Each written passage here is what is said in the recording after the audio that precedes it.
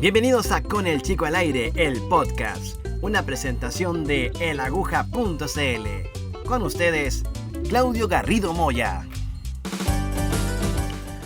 Hola, damas y caballeros. Buenas días, tardes, noches. La hora que usted está escuchando este podcast de Con el Chico al Aire, el podcast de elaguja.cl, hecho desde la periferia con amor. En esta oportunidad es el capítulo 12. Estamos a 17 de mayo del 2024 con un frío de la puta madre. Sí, señores, uno que es inviernista de repente espera con ansia esta época, pero nunca pensamos que la cosa se iba a ir tan lejos. Y la verdad, la cosa es que nos hemos cagado de frío de forma monumental estas semanas, y la cosa no pinta para mejorar en los próximos días. Incluso nos están diciendo que va a venir una lluvia monumental, pero mira, a mí me da la impresión que de repente los meteorólogos que hay en estas redes sociales y que dan mucho bombo en los diarios, son los meteorólogos que pasaron con nota 4 la carrera porque dicen que va a llover una cuestión torrencial, como 100 milímetros en poco rato y caen un par de escupos. Y cuando de repente dicen no, que no es para tanto, puta, queda la mansa cagada con la lluvia que hay. Cuento corto, ¿cierto? Se esperan unas gotitas, una cosa más o menos intensa para el 21 de mayo, pero si usted va a Meteo Chile, la página de la Dirección Meteorológica de Chile, dice, no, unos chubasquitos nomás. Así que bueno, no sé a quién creerle, sin embargo estoy preparadísimo, abrigado como hijo único para poder sobrellevar este frío de la reputa madre que nos está calando hace bastantes días. Yo no recuerdo un mayo tan helado desde hace muchos años, por lo menos en el 2003. Sí recuerdo que ese año fue muy helado, pero bueno, aquí estamos, como dicen algunos amigos y amigas de Con el Chico al Aire, desde la periferia con amor, una vez más junto a ustedes. En este trayecto vamos a discurrir por 3 temas, como de costumbre, ¿cierto? En primer lugar, hacer un homenaje y un reconocimiento en la trayectoria y la evolución que ha tenido la figura del estudiante. Porque el 11 de mayo, sí, el número 11, dígalo usted, fue el Día del Estudiante. Y los colegios probablemente, ¿cierto?, tanto la semana pasada como esta semana estuvieron en plena celebración de este día. Día del alumno, ¿cierto?, que se le decía en algún momento, típica alianza, típicos bailes, típicas pruebas, ¿cierto?, y típicas convivencias y donde hay unas bolsas de papa frita, de repente aparece una que otra cosa, de repente unos completitos.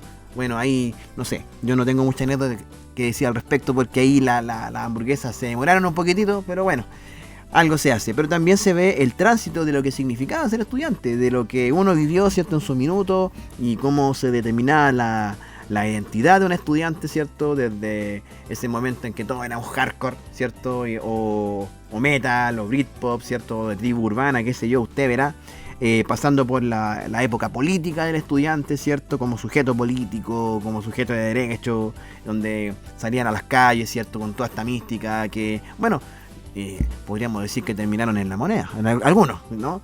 Y después ya para decantar, ¿cierto?, lo que fue el estallido social y qué es el estudiante de hoy día, a qué está dedicado, cuáles son sus intereses, cuál es la diferencia con el estudiante del ayer, ¿cierto? Y el preocupante silencio de lo que son los estudiantes hoy día respecto a lo que pasa en nuestro país, porque finalmente lo que nos encontramos es una sociedad donde después de soltar los torniquetes, el silencio ha rondado, ¿cierto?, en este grupo humano. Y es porque probablemente, y la hipótesis que sostengo en el bloque que vamos a tratar esto, es que sus preocupaciones han cambiado y con justas razones. Vamos después a discurrir, ¿cierto?, en el Mario Bros, ¿ya? Porque he estado jugando Mario 3, ¿ya? Y no es cualquier juego, pues Mario 3 es uno de los juegos más populares de Nintendo en toda su historia. Y el Mario 3, bueno, cambió el paradigma de cómo se tiene que jugar Mario Bros. Pero también eso lleva a hacer hartos relatos porque Mario Bros, bueno, el año pasado tuvimos el tema de la película, donde se le dio acto bombo. Ahí nos dimos cuenta que Mario Bros es un personaje transversal generacionalmente. Entonces, ahí también se ha hecho una relectura de lo que es la trama de Mario Bros, pero que también tiene sus spin-offs que los flashes, ¿cierto? Las típicas animaciones de Flash en su minuto nos deleitaron con, digamos, historias alternativas respecto a este fontanero guatón pasado a pizza. Así que sí, vamos a comentar un poquito de Mario 3 y otros jueguitos relacionados con este bigotudo. Y por último, la entrevista de Con el Chico al Aire está en la compañía de una mujer escritora, maipucina, feminista, pero que vamos a hablar del temita desde la perspectiva de la formación. Es una escritora llamada Alejandra Herrera, quien está haciendo un taller de literatura feminista en Maipú. Entonces vamos a conversar con ella acerca de no solamente motivaciones de por qué hacer un taller feminista, que yo creo que es una pregunta válida, pero sí bien muy básica. Vamos a profundizar en los fundamentos de este pensamiento, ciertas de estas ideas que han ido masificándose, resignificándose, transmitiéndose, pero que también dentro de los mismos sujetos de estudio, que en este caso son las mujeres, ¿cierto? Ha generado distintas posturas, controversias incluso, que son necesarios de analizar en su contexto. Y aquí vamos a hablar en profundidad con Alejandra de cómo tenemos que pensar, ¿cierto? Y repensar el discurso feminista desde la literatura, desde la clase social, ¿cierto? También desde la vida cotidiana, y eso lo vemos desde su perspectiva en la experiencia que ha tenido en distintos talleres literarios, donde de cierta manera el feminismo y la libertad de determinación de las mujeres se vuelve el tema central. Todo esto en este capítulo número 12 de Con el Chico al Aire, desde la periferia con amor, una vez más. Bienvenidos, soy Claudio Garrido Moya y te invito a seguir en este programa que está hecho con mucho cariño para ustedes. Es de laaguja.cl, ahí nos encontramos, sigan adelante.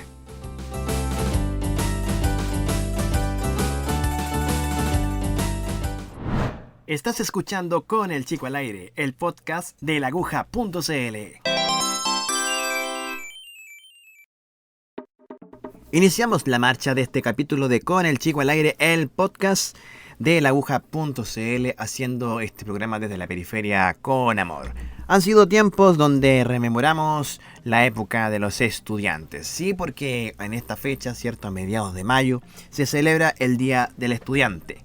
Dependiendo del establecimiento educacional, claramente esta fecha se va corriendo, es móvil, porque ustedes comprenderán que las planificaciones también se ven en peligro una vez que se hacen actividades siempre el mismo día. De repente los días viernes ahí salen damnificadas las clases, ¿cierto? Y se vuelven un dolor de cabeza para muchos profesores, ¿ya? Así que, no sé, me he enterado de colegios que están celebrando desde la semana pasada, colegios que están celebrando esta semana, ¿cierto? Pero lo cierto es que esta semana es la fecha donde se conmemora este Día del Estudiante, que nos invita un poco a darle vuelta a esta parte de la vida que, pucha, que se extraña muchas veces cuando uno ya crece y se vuelve en algo parecido a un adulto funcional.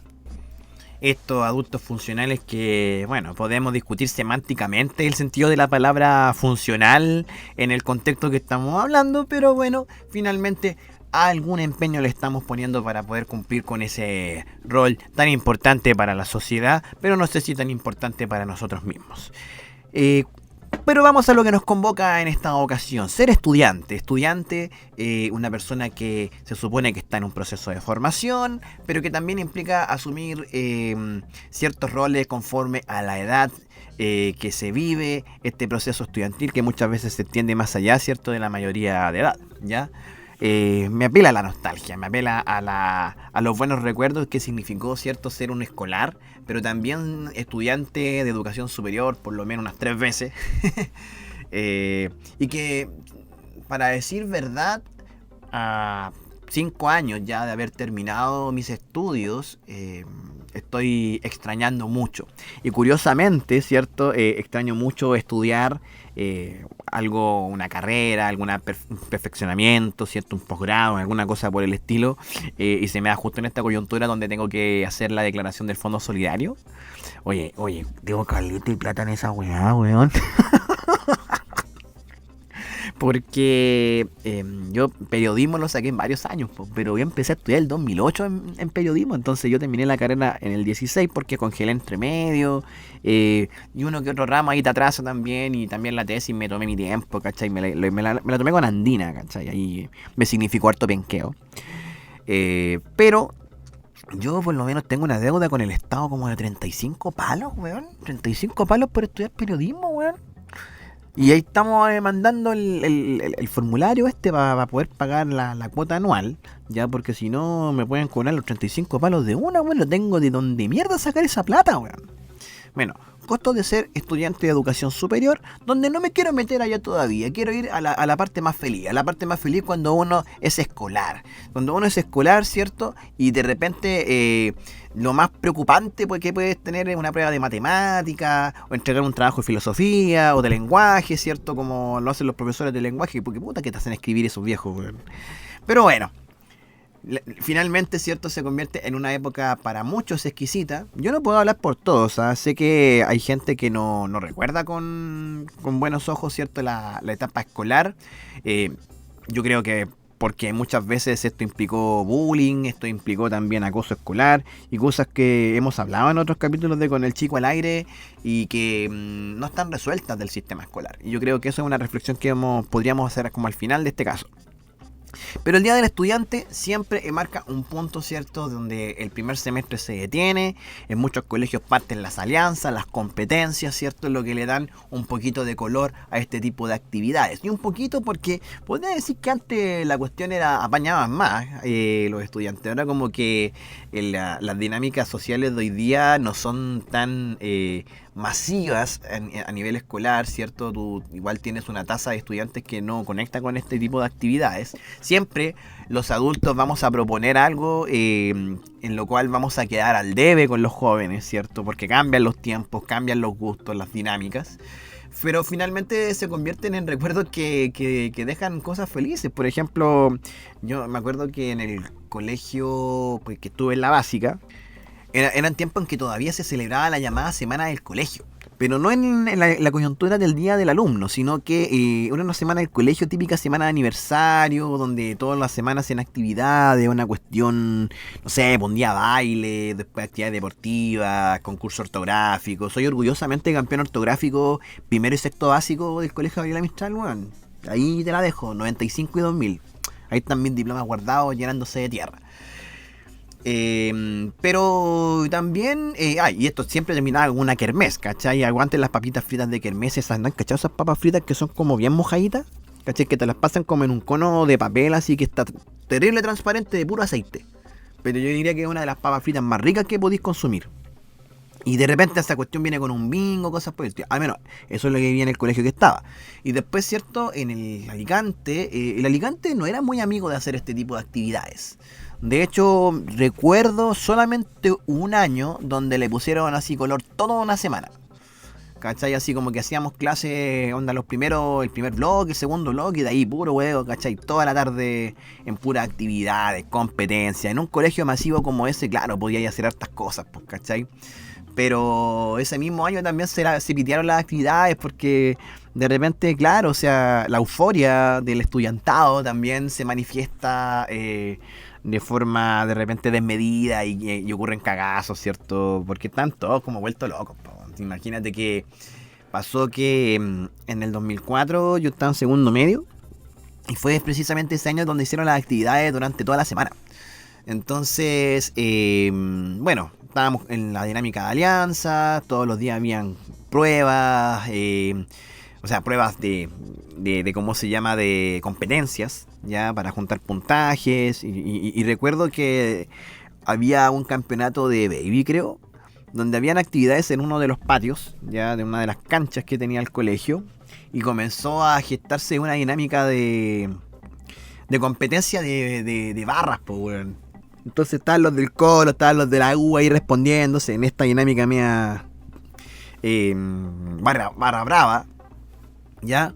Y bueno, a eso causó el enojo del director de turno. El director salió así como a parar la mano. Ay, esto no es nada un estadio, ¿cachai? Esto no es forma de poder convivir y la pues, ay, ¿cachai? Y pegándose el manso show, ¿ya? Y estábamos todos callados porque era el tiempo todavía donde le teníamos respeto a la autoridad. Entonces, si salía el director, que casi nunca veíamos en los actos cívicos, bueno, los hacía actos cívicos en ese colegio, ya, pero puta, salió el director a parar la mano, ¿cachai? Ya, todos nos quedamos callados y de repente vemos un individuo, weón, un individuo con una bandera gigante, presumiblemente del Romántico Viajero, porque estaba en un segundo piso, desde arriba cantando hacia abajo, oh, indio chúpalo, chúpalo, chúpalo, indio chúpalo.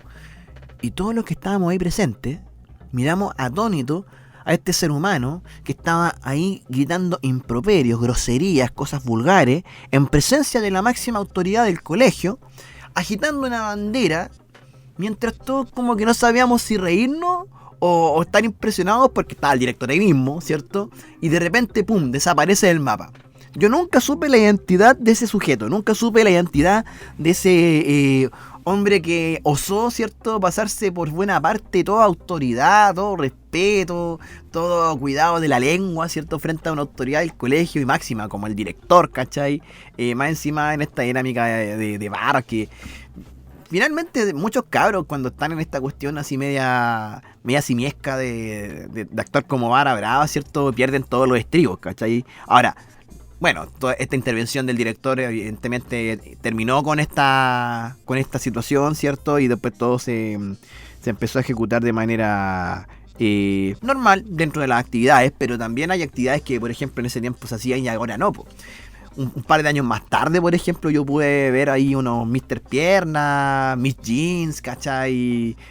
Todo lo que era la cosificación de los cuerpos, ¿cachai? Y nosotros aplaudiendo a todo ritmo, ¿cachai? O sea, vi cosas que no puedo reproducir acá en este con el chico al aire, ¿cierto? Porque estábamos hablando de nosotros mismos, ¿cierto? Cuando éramos menores de edad, pero cosas que de cierta forma los colegios de repente permitían, pues bueno.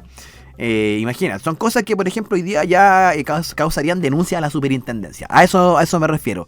Y no necesariamente, no sé, podríamos hablar de situaciones que son denigrantes quizás, pero que en ese tiempo la gente se prestaba para esas weas, ¿cachai? Y se prestaba y se pegaba el show y se sentían importantes, ¿cachai? Pero también, por ejemplo, en un aniversario del colegio que quedaba cerca de la fecha del día del alumno, o sea, estábamos hablando de que el 11 de mayo es el día oficial del alumno, ¿cierto? Y normalmente esta fecha es móvil, y el colegio estaba de aniversario el 15, entonces ahí se hacían las dos celebraciones en una. Me acuerdo que hicieron una cuestión muy bacán de que los hicieron como reyes y reinas de Alianza y les mandaron a hacer un vestido, un vestuario, ¿cachai? Con material de desecho. Y yo me acuerdo que tenía un compañero que se llamaba Cristian Córdoba, que es músico en estos momentos, hizo pareja con la Joan, que en ese tiempo era su polola. Oye, una producción, un vestido, compadre, se veía preciosa la Joe, pero hechos con bolsa de basura, con diario, ¿cachai? Pero a lo que voy yo es la parte estética, weón. Es como el cuidado con el que hicieron esa prenda, porque él, el Gori, que era este compañero que digo yo, que tenía un parecido a Kai, ¿cierto? De Slam Dunk, estaba como con un terno, con una corbata, ¿cachai? Pero hecha también con bolsas de basura y todo, pero yo tengo el recuerdo mental, porque lamentablemente no andaba con cámara ese día, pero tengo ese recuerdo mental de que ellos se veían pero maravillosos. Y yo me acuerdo que hubo ese año una gala para celebrar el Día del Estudiante, porque fue justo el año que me tocó ser parte del centro de alumnos. Entonces, los vi, yo quedé impresionado, ¿cierto? Del nivel de creatividad y de motivación que de repente tienen los cabros cuando celebran este tipo de cosas, ¿cachai? Y es cuando de repente ahí conversamos, así como de repente lo veo ahora desde el punto de vista docente también, ¿cachai? ¿Qué tan significativo, cierto, pueden hacer estas actividades para los cabros, weón?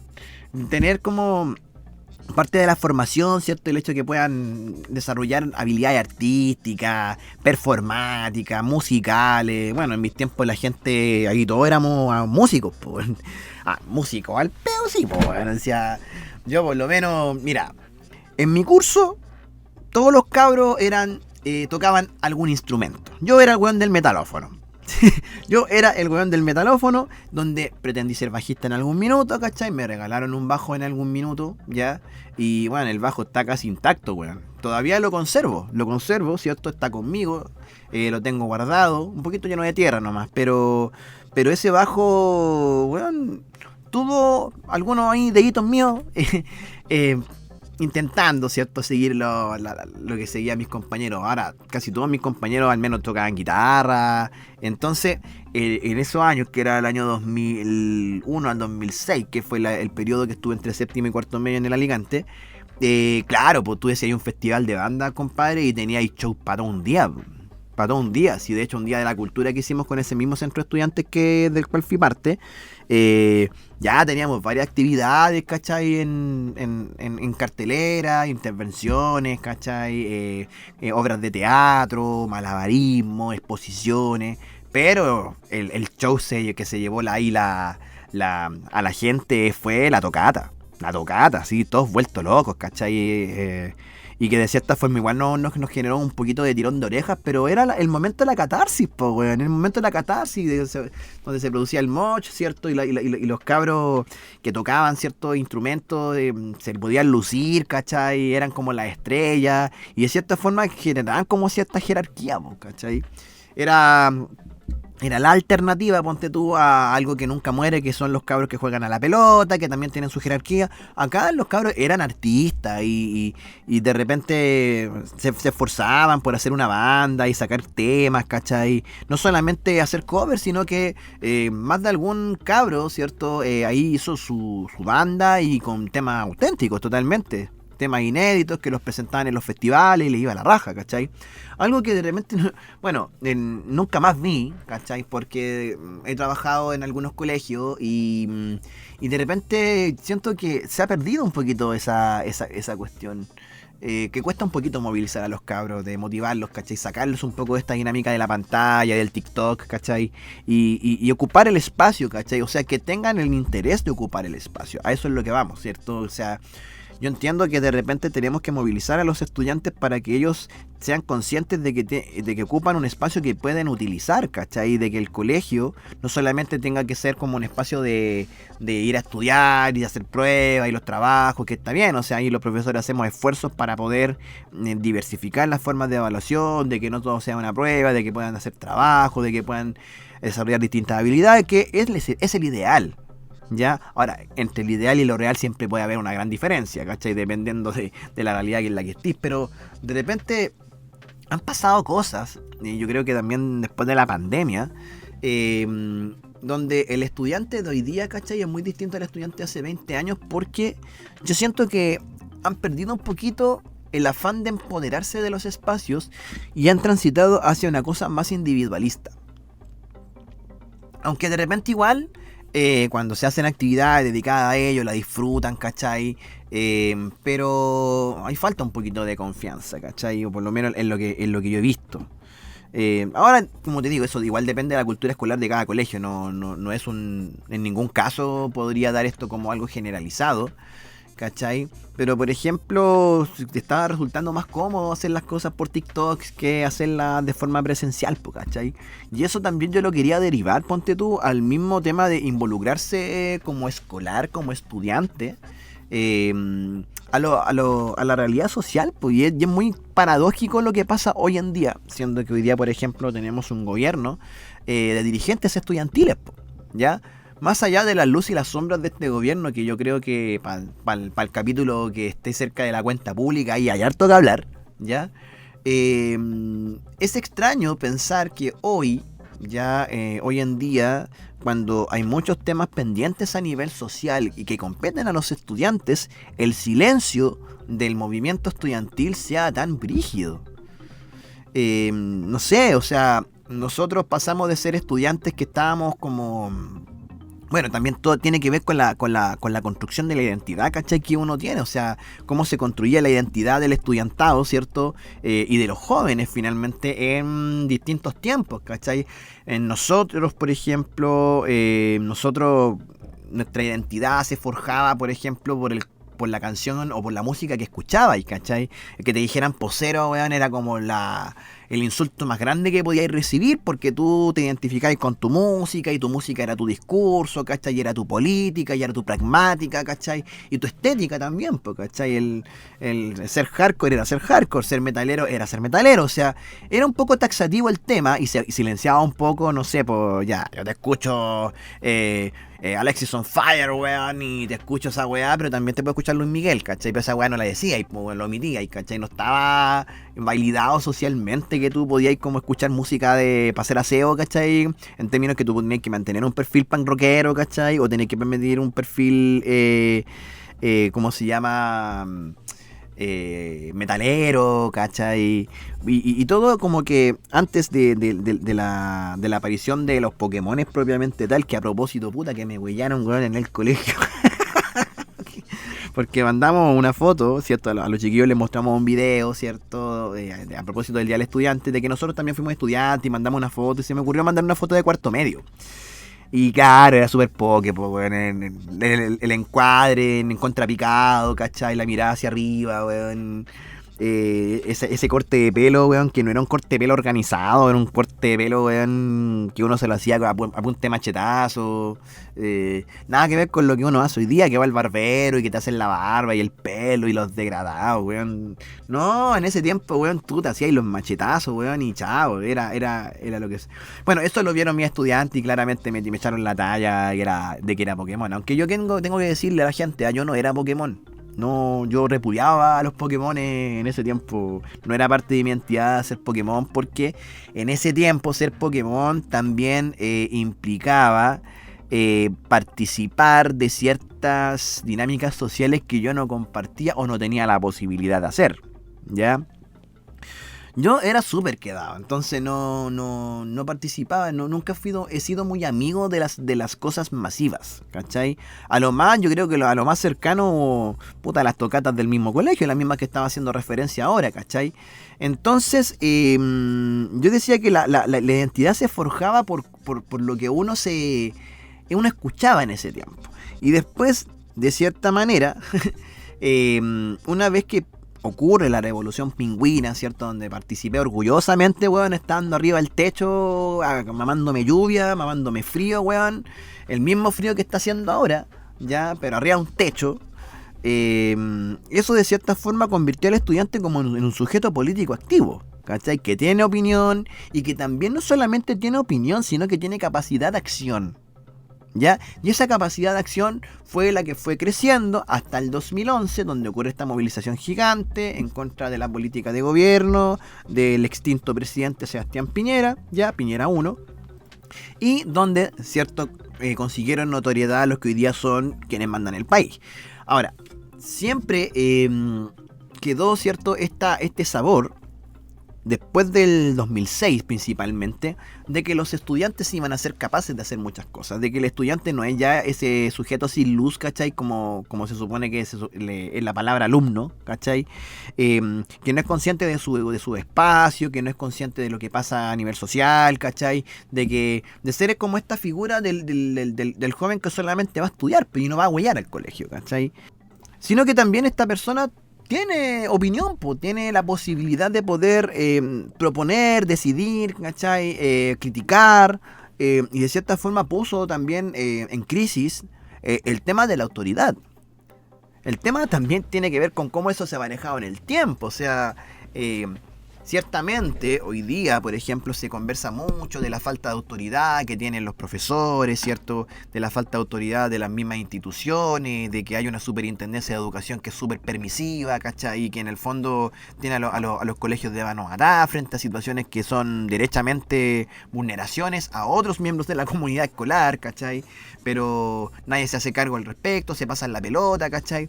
Y que en el fondo queda una sensación de desamparo, ¿cachai? Y que de cierta forma de que los estudiantes no respetan a los mayores, no respetan la autoridad, no respetan nada. No sé, yo no creo que sea tan así, ¿cachai? O sea, hay estudiantes que realmente tienen claro su rol y que entienden que el colegio es un espacio de trabajo y de formación, ¿cachai? No solamente también de convivencia, o sea, se pueden hacer muchas cosas en el espacio escolar siendo estudiante, ¿cachai? Pero esta construcción de identidad también fue transitando, ¿cachai? El estudiante ya dejó de involucrarse con un discurso desde la estética, sino que también desde la política. Y si estamos hablando de, por ejemplo, de la década del 2010, ¿cierto? Ya pasando, ¿cierto? Este asunto de identificarte por la música y esta época Pokémona, que fueron las tribus urbanas, ¿cierto? Las que la llevaban y las que segmentaban a los chiquillos, ¿cierto? En distintas identidades. Después fue la política, ahí los chiquillos comenzaron a posicionarse desde un lugar político y a obrar desde un lugar político. No solamente, ¿cierto?, hacer la vida cotidiana del estudiante, de ir a estudiar, de estar en el recreo, jugar a la pelota, tener amigos, ¿cierto?, carretear, sino que también entender de que yo como estudiante merezco tener información, tengo ciertos derechos, tengo que enterarme de que hay ciertos deberes, ¿cachai?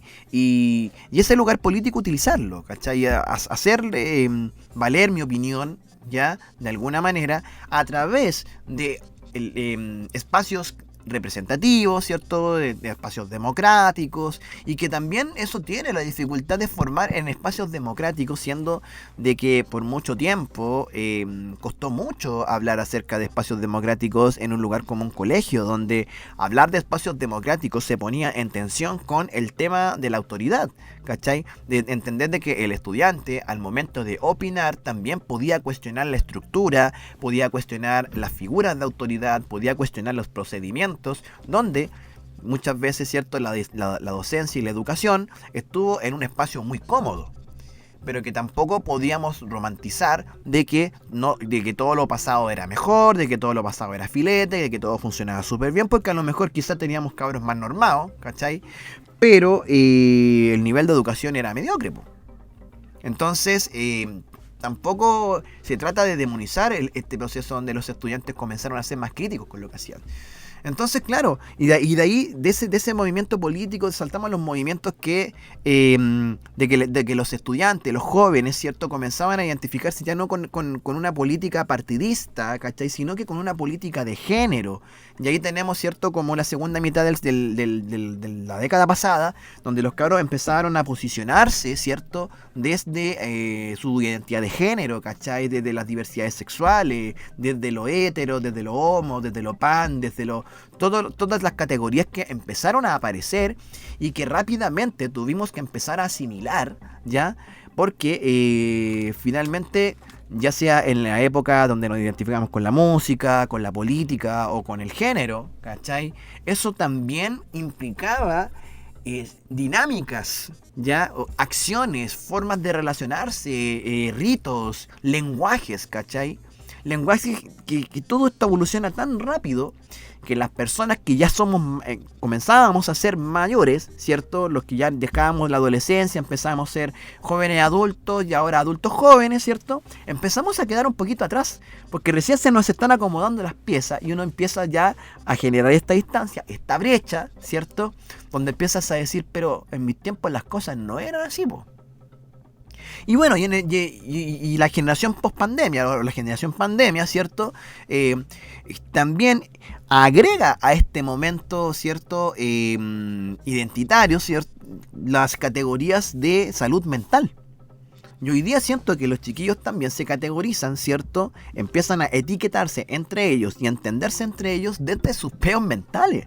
Y esa cuestión no es menor, porque quiere decir que, en primer lugar, claro, aquí explotó, ¿cierto?, la burbuja de que tenemos una cantidad de estudiantes con un montón de situaciones mentales que antes no se trataban porque evidentemente no había conciencia de terapia ni de diagnosticarse, ¿cachai?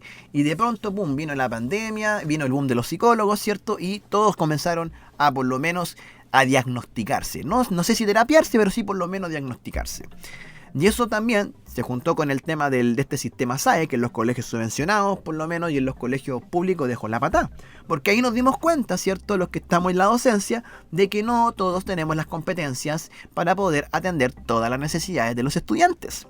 Entonces ya, por lo menos, nos empezamos a dar cuenta que desde lo colectivo, ¿ya?, desde lo colectivo que teníamos hace 20 años atrás, donde todos nos agrupábamos alrededor de la música, alrededor de la política, ¿ya?, empezó a decantar en tomar conciencia de las diferencias individuales que tenemos, ¿cachai? Que sí, está bien, a lo mejor yo soy de algún movimiento de género, de alguna disidencia, qué sé yo, donde hay otras personas que están viviendo o padeciendo cosas a partir de esta identidad de género que yo tengo, ¿ya? Pero me doy cuenta que en la primera frontera de mi pensamiento y de mi sentir, ¿cierto?, hay cosas que yo estoy sintiendo y que nadie se está haciendo cargo. Entonces la preocupación de los estudiantes, claro, en un momento comenzó a mirarse a sí mismo, en el mismo tiempo donde nuestros estudiantes nos dieron la última lección de movimiento social que pudieron habernos dado, que es la que dio paso al estallido social, ¿ya? Es la última vez que escuchamos a los estudiantes hablar con voz fuerte y tener esta conciencia de clase y esta conciencia de que somos estudiantes, somos un bloque, tenemos algo que decir. Esta cuestión que le suban 30 pesos el pasaje a mi papá, a mi mamá, nos afecta, no queremos ver a nuestros papás agobiados, y bueno, y de ahí todo el discurso del estallido social, ¿cierto? Que ya es harina de otro costal, ¿ya? Pero después de todo este trauma del tema pandémico, del encierro, ¿cierto? Y de los fracasos de los procesos constitucionales, ¿en qué están nuestros estudiantes ahora? ¿Ya? A propósito del Día del Estudiante, sí, están en una etapa donde ellos están comenzando a tomar conciencia de sí mismos, ¿ya? Antes de lo colectivo. Y esto no sé, yo por lo menos no podría decir que esto obedece necesariamente a una consecuencia directa, ¿cierto?, del sistema de vida que tenemos. De que es un sistema de vida individualista, donde de cierta forma la meritocracia es una quimera, pero aún así existe una competencia con una ilusión de movilidad social que finalmente es una mentira, en un país donde está todo arreglado, ¿cierto? Y es el país del no se puede. Yo siempre he dicho que este país, bueno, es el país del no se puede. O sea, esa es la respuesta que siempre es genérica en todos lados. En vez de lo vamos a ver, te voy a ayudar, cuéntame cómo te colaboro. Y el mire de copano no siempre existe, ¿ya? Yo creo que Chile es el país del no se puede, ¿ya? Y el punto es que nuestros estudiantes también se están dando cuenta de que no se puede en este país, pero tampoco se pueden con sus vidas. Y ahí tenemos también la realidad de miles de padres que hoy día en estos momentos no pueden hacerse cargo como corresponde de las cosas. Y ahí los profesores, ahí nos damos cuenta de que está la cagada, ¿cierto?, en esta sociedad. Y que los estudiantes, lamentablemente, comienzan a perder las referencias de cohesión social que en algún momento los movilizaron, pues sobre todo entre el 2006 y el 2011. ¿Ya? Y que en el fondo después tuvo, ¿cierto?, este grito en el 2019, ¿cierto?, cuando saltaron los torniquetes, que más allá del simbolismo de saltar un torniquete, Xavier, nos recordaron, ¿cierto?, a las personas que somos adultas, que el estudiante siempre va a estar ahí para poder recordarnos ciertas cosas que los adultos no vemos. Entonces, así termina esta reflexión acerca del Día del Estudiante y de nuestros estudiantes, de cómo han evolucionado en el tiempo. Yo por lo menos hasta cierto punto agradezco seguir tratando con estudiantes y de empaparme de las perspectivas que ellos me dan. De repente ellos me recuerdan lo que fui cuando vestía un uniforme, donde tenía que hacer las mismas tareas que ellos hacían. No caminaba 2 horas para ir al colegio, pero también las cosas también eran distintas en muchos casos, pero finalmente son cabros que igual tienen sueños, tienen proyectos, ¿cachai? Tienen referentes que a lo mejor de repente no nos gustan, pero muchos de ellos todavía están esperando que hagamos la pega por ellos, ¿cachai? Que hagamos la pega, no reemplazar la pega de ellos, ¿cierto? Sino que hagamos la pega pensando en ellos. Todavía hay profes que admiro harto, ¿cierto? Colegas que hacen su pega, se dedican caleta, han hecho buenos proyectos, ¿cachai? Y siempre piensan en ellos. Yo creo que hay una buena cantidad de colegas, profesores, ¿cierto? Y que se acuerdan de que fueron estudiantes y que pueden poner sobre la mesa, ¿cierto?, esta situación de empatizar con el rol estudiantil, ¿cierto? Pero sí, definitivamente las cosas cambian, es parte de lo normal de una sociedad, ¿cierto? Y qué bueno que de repente permanezcan estas conmemoraciones, estas celebraciones, porque finalmente es una pausa frente a un vértigo que se vive día a día, y de que pese a que ya tenemos conciencia de este vértigo, tenemos conciencia de cómo nos afecta mentalmente, tenemos conciencia de que hay cosas que no están funcionando como corresponden, pero vamos para adelante nomás, ¿cierto? Porque no hay más capacidad de poder hacernos cargo, ¿ya? Y porque como sociedad somos incapaces de hacernos cargo, weón, de esto que pasa con la educación, weón, qué pasa con los chiquillos, qué pasa con nosotros mismos, el sistema escolar, que es una mierda, weón. Si, ¿para qué andamos con cosas? Uno que trabaja en el sistema escolar hay muchas cosas que son una mierda. Y esto no estoy diciendo que el hecho de enseñar a los chiquillos sea una mierda, sino que el sistema, cómo funciona, cómo te protege, cuáles son los recursos que hay, ¿cachai? El funcionamiento, ¿cachai? No ha habido voluntad para poder mover eso, ¿cachai? Entonces los estudiantes ahí quedan siempre al debe, esperando, como siempre, esperando.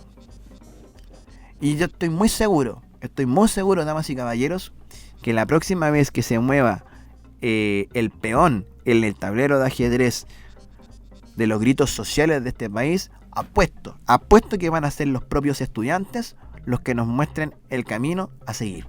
Así que este ha sido este bloque de Con el Chico al Aire, un homenaje y un saludo a los que son estudiantes, sobre todo los estudiantes escolares de nuestro país.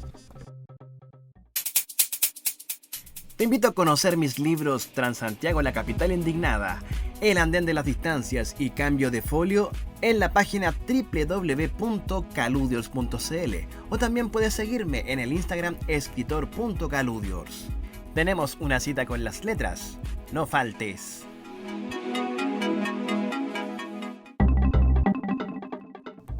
Cuando a veces se es adulto funcional, el tiempo libre se convierte en un privilegio. Y hay veces que cuando puedo gozar de ese privilegio, ya, también me permite gozar, insisto en el verbo, de el consumo de algunos productos, ¿cierto? O artefactos que gracias a mi trabajo he podido conseguir, ¿cierto? Y que responde a los deseos más preciados que uno tiene y que guarda desde cuando uno es chiquitito. De hecho, ahí estamos hablando de las consolas de videojuegos. Y la verdad es que en mi caso, no soy gamer, ya en ningún caso no me podría catalogar como gamer. No es parte de mi vida cotidiana jugar videojuegos. Sin embargo, de vez en cuando me gusta echarle una miradita a los clásicos, pasar los 8 mundos del Mario Bros, jugar Donkey Kong, ¿cierto? Y no en vano, si ustedes se habrán dado cuenta, las cortinas de este programa tienen mucha relación con los videojuegos. Menciones a Donkey Kong Country, a Sonic, ¿cierto? Y por supuesto la cortina de presentación de Con el Chico al Aire históricamente, que ha sido la canción de las etapas Overworld de Mario Bros 2 de la versión gringa, ¿cierto? Este juego derivado de un juego japonés que fue adaptado al público occidental porque el verdadero Super Mario Bros 2 era demasiado peludo. Pero el juego que me convoca en esta oportunidad, ya, me puse a jugar el Mario 3. Y es un juego al cual le tengo demasiado cariño. Sin ir más lejos, varias veces he contado la anécdota de cómo conseguí el único cartucho de Nintendo que tengo hasta el día de hoy y que lo guardo como un tesoro. Estamos hablando de tiempo que yo tenía una consola de Nintendo, pero era una consola de Nintendo, no era de Nintendo propiamente tal, era como una copia, pero una copia muy bien hecha. De hecho tiene la misma estética, el mismo tamaño, no es como las Creation que eran como más chiquititas, ¿ya? Y era perfectamente compatible con los cartuchos de Nintendo, con los pocos que le coloqué. De hecho, si no me recuerdo, la única vez que le arrendé un juego en algún blockbuster, ¿cierto?, a esa consola fue precisamente el Super Mario 2. De ahí tengo referencia a ese juego. Pero lo bacán es que esta consola, que me la regalaron por un día el niño, estamos hablando cuando tenía como 4 años, en el 92, ¿cierto? Por eso me considero un privilegiado en ese sentido, porque no vengo de una familia cuica, pero haber tenido una consola ahí en ese tiempo era sensación, po.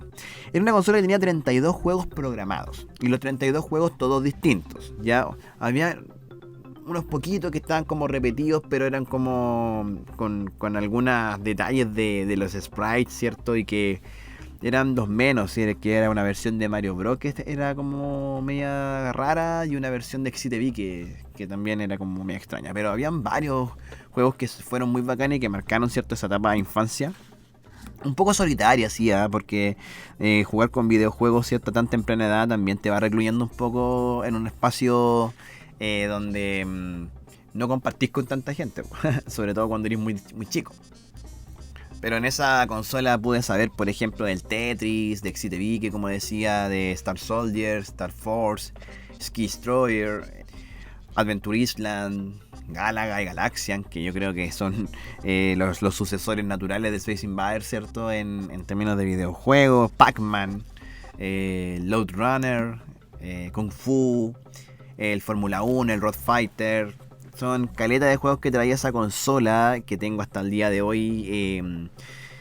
La tengo aquí, de hecho, en mi habitación, ¿cierto?, guardadita. No sé si funciona, la verdad. Tendría que ver la posibilidad de poder arreglarla, por último, para poder tener la experiencia de juego. Y yo me imagino que lo difícil que debe ser encontrarle un control a esa consola, porque ocupaba los mismos controles de la Nintendo.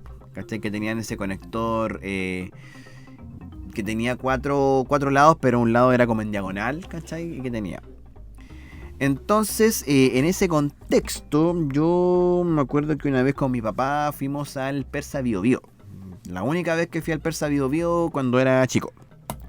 Y en esa salida, yo recuerdo perfectamente que salí con este cartucho de Super Mario 3 que tenía pocas referencias, la verdad. Sí, en algún momento me compré un par de revistas Club Nintendo donde aparecían fotos de este Mario que a mí me llamaba la atención porque era como un Mario con orejas, con cola y que hasta donde me habían dicho volaba. De hecho, había un álbum que salió cuando era muy chico, ¿cierto? De Salo, de videojuegos, donde aparecía precisamente este Mario. Ya habían referencias, de hecho, al Super Mario World, ¿cierto? De Super Nintendo. O sea, ya se sabía de la existencia de Super Nintendo, ¿cierto? Y en ese momento a mí no se me pasaba por la cabeza siquiera tener un Super Nintendo. Pero acceder a Mario 3, para quien siempre jugó el Mario Bros. 1, ya el original, habría totalmente un mundo de posibilidades que sigue siendo inolvidable. De hecho, cuando chico nunca tuve el tiempo ni la perseverancia para poder darme vuelta a ese juego legalmente. O sea, pasar por todos los niveles, porque es un juego largo igual. O sea, tenéis que dedicarle harto tiempo para poder aprovecharlo al máximo y de verdad te demoráis caleta en jugarlo. ¿Cachai? O sea, estamos hablando de que mi estilo de juego no es un estilo experto, ¿cachai? Y que tenéis que jugarlo con paciencia, pues con paciencia, si finalmente es un juego largo, son mundos que de repente tienen 7, 8 etapas, y algunos que tienen 12 o 13, ¿cachai? Son caleta de niveles. De hecho, ahora lo estoy jugando, que es una versión de Game Boy Advance que se puede emular en la consola Nintendo Switch. ¿Ya? En la Nintendo Switch, ¿cierto? Si tú eres parte te haces como de la membresía de Switch Online, tienes la posibilidad de poder acceder a emuladores de otras consolas de Nintendo, que a mí me parece curioso de que se demoren tanto también en liberar juegos que es de público conocimiento, que están los ROMs por todas partes, ¿cierto? Y bien sabemos cómo es Nintendo con el asunto del copyright, ¿cierto? Que ha obligado incluso a que emuladores desaparezcan. Pero, viejo, o sea, los juegos de Nintendo, de la NES, ¿cierto? ¿Qué dificultad técnica podrán tener para ser emulados por una Nintendo Switch de forma legal, ¿ya? Yo cacho que debe ser temas de derechos, cosas por el estilo, ¿cachai? Que dan un jugo que a lo mejor Nintendo no quiere asumir, pero hay caleta de juegos que faltan. Y bueno, tú tenés la posibilidad de jugar de todas las consolas, pues tenés la Nintendo, la Super, la 64, Game Boy Advance, ¿cierto? Y Sega. Sega, que es como la que se incorporó también hace un tiempo atrás, no con un catálogo muy amplio, pero por lo menos tiene un par de versiones de Sonic que igual salvan. Y en esta de Game Boy Advance, ¿cierto? Donde están estas versiones remasterizadas de Mario Bros. Basadas, ¿cierto? En el juego de Super Nintendo principalmente, más que en el de Nintendo, ¿cierto? La versión de Mario All Stars. Y yo no tenía ni pico idea de que esa versión de Mario 3, que se llama Super Mario Bros. Advance 4, tenía mundos adicionales. Yo no tenía ni la más prostituta idea de esos mundos adicionales. Y lo comencé a jugar porque, no sé, por algún momento se me pasó por la cabeza, sin averiguar nada, ¿cierto? De que a lo mejor si me daba vuelta el juego, iba a poder acceder a estos mundos que a lo mejor se acceden de una forma especial. Yo no tengo idea, la verdad, no solamente disfruto el juego, ¿cachai? Pese a que jugar en la Nintendo Switch me incomoda un poco porque las teclas son muy pequeñitas y mis dedos son un poquito gordos. Entonces, para eso, de hecho, para jugar los juegos antiguos, yo preferiría ocupar la Nintendo Mini, ¿cierto? Tengo una Super Nintendo Mini que evidentemente al poco andar le metí mano, ¿cierto? La hackeé para poder colocarle Hachi y meter más juegos, po. De hecho, hay una técnica muy bacán que si tú ocupas un cable que va al puerto de alimentación y le pones un pendrive, ¿cierto? Y haces la instalación de Hachi a través de ese pendrive y le podéis meter caleta de juegos. Y la consola igual la da, o sea, tú podías emular, ¿cierto? Algunas cosas en un bastante buena calidad, así como juegos de Nintendo, de Sega, de Game Boy, ya, consolas que igual no sean demasiado potentes. Ya no, de hecho no me atreví a probar 64 en la Super Nintendo, pero le podéis meter juegos de Nintendo, de Sega, de Game Boy perfectamente y te funciona filete. Y lo bacán es que tenían esas consolas que sacó la Nintendo en su minuto, ¿cierto? Estas consolas retro, chiquititas versión que se conectan a la tele con HDMI. Es el hecho de poder emular esta experiencia de juego con los joysticks originales, ¿cachai? O por lo menos con el diseño original, ¿cachai? Con la ergonomía original de los joysticks que de repente no se consigue, por ejemplo, con los que son USB, ¿cachai? Y ahí, no, con Mario 3, weón, yo siempre tenía un ritual de que cada cierto tiempo, cada cierta cantidad de años, ¿cierto? Me dedicaba una tarde a jugar Mario 3 completamente, con el fin de completar el juego de una tirada, ¿cachai? De ahí, claro, me demoraba sus cuantas horas, por 3 horas, 4 horas para jugar el juego. 3 horas, 4 horas que hoy día no tengo, o sea, yo estoy jugando así como a cuentagotas, weón, y voy en el mundo 3, ¿cachai? Recién, y onda juego un rato cuando puedo, cuando estoy desocupado completamente, ¿cierto? Y... Pero si te digo que es media hora, una hora es mucho por día, no está esa posibilidad, pero la disfruto de todas maneras. Me gusta hacer la estadística de cuánto puntaje hago, ¿cómo se llama? Como máximo en darme el vuelta al juego de forma legal, o sea, sin ocupar la flauta, que es el power up que está en el Mario 3 y que te hace llevar al mundo que tú quieras. Tardé también, cierto, muchos años en reconocer cuál era el power up del Tanuki. Ya del Tanuki Mario, ¿cierto? Esta transformación que tiene Mario, que se transforma como en un osito, pero es como un mapache, ¿cachai? O sea, no el mapache normal que se transforma con la hoja, que por mucho tiempo yo pensé que era una pluma, weón. Así como aparece como plumita naranja, yo pensé hasta hace poco, weón, que esa weá era una pluma.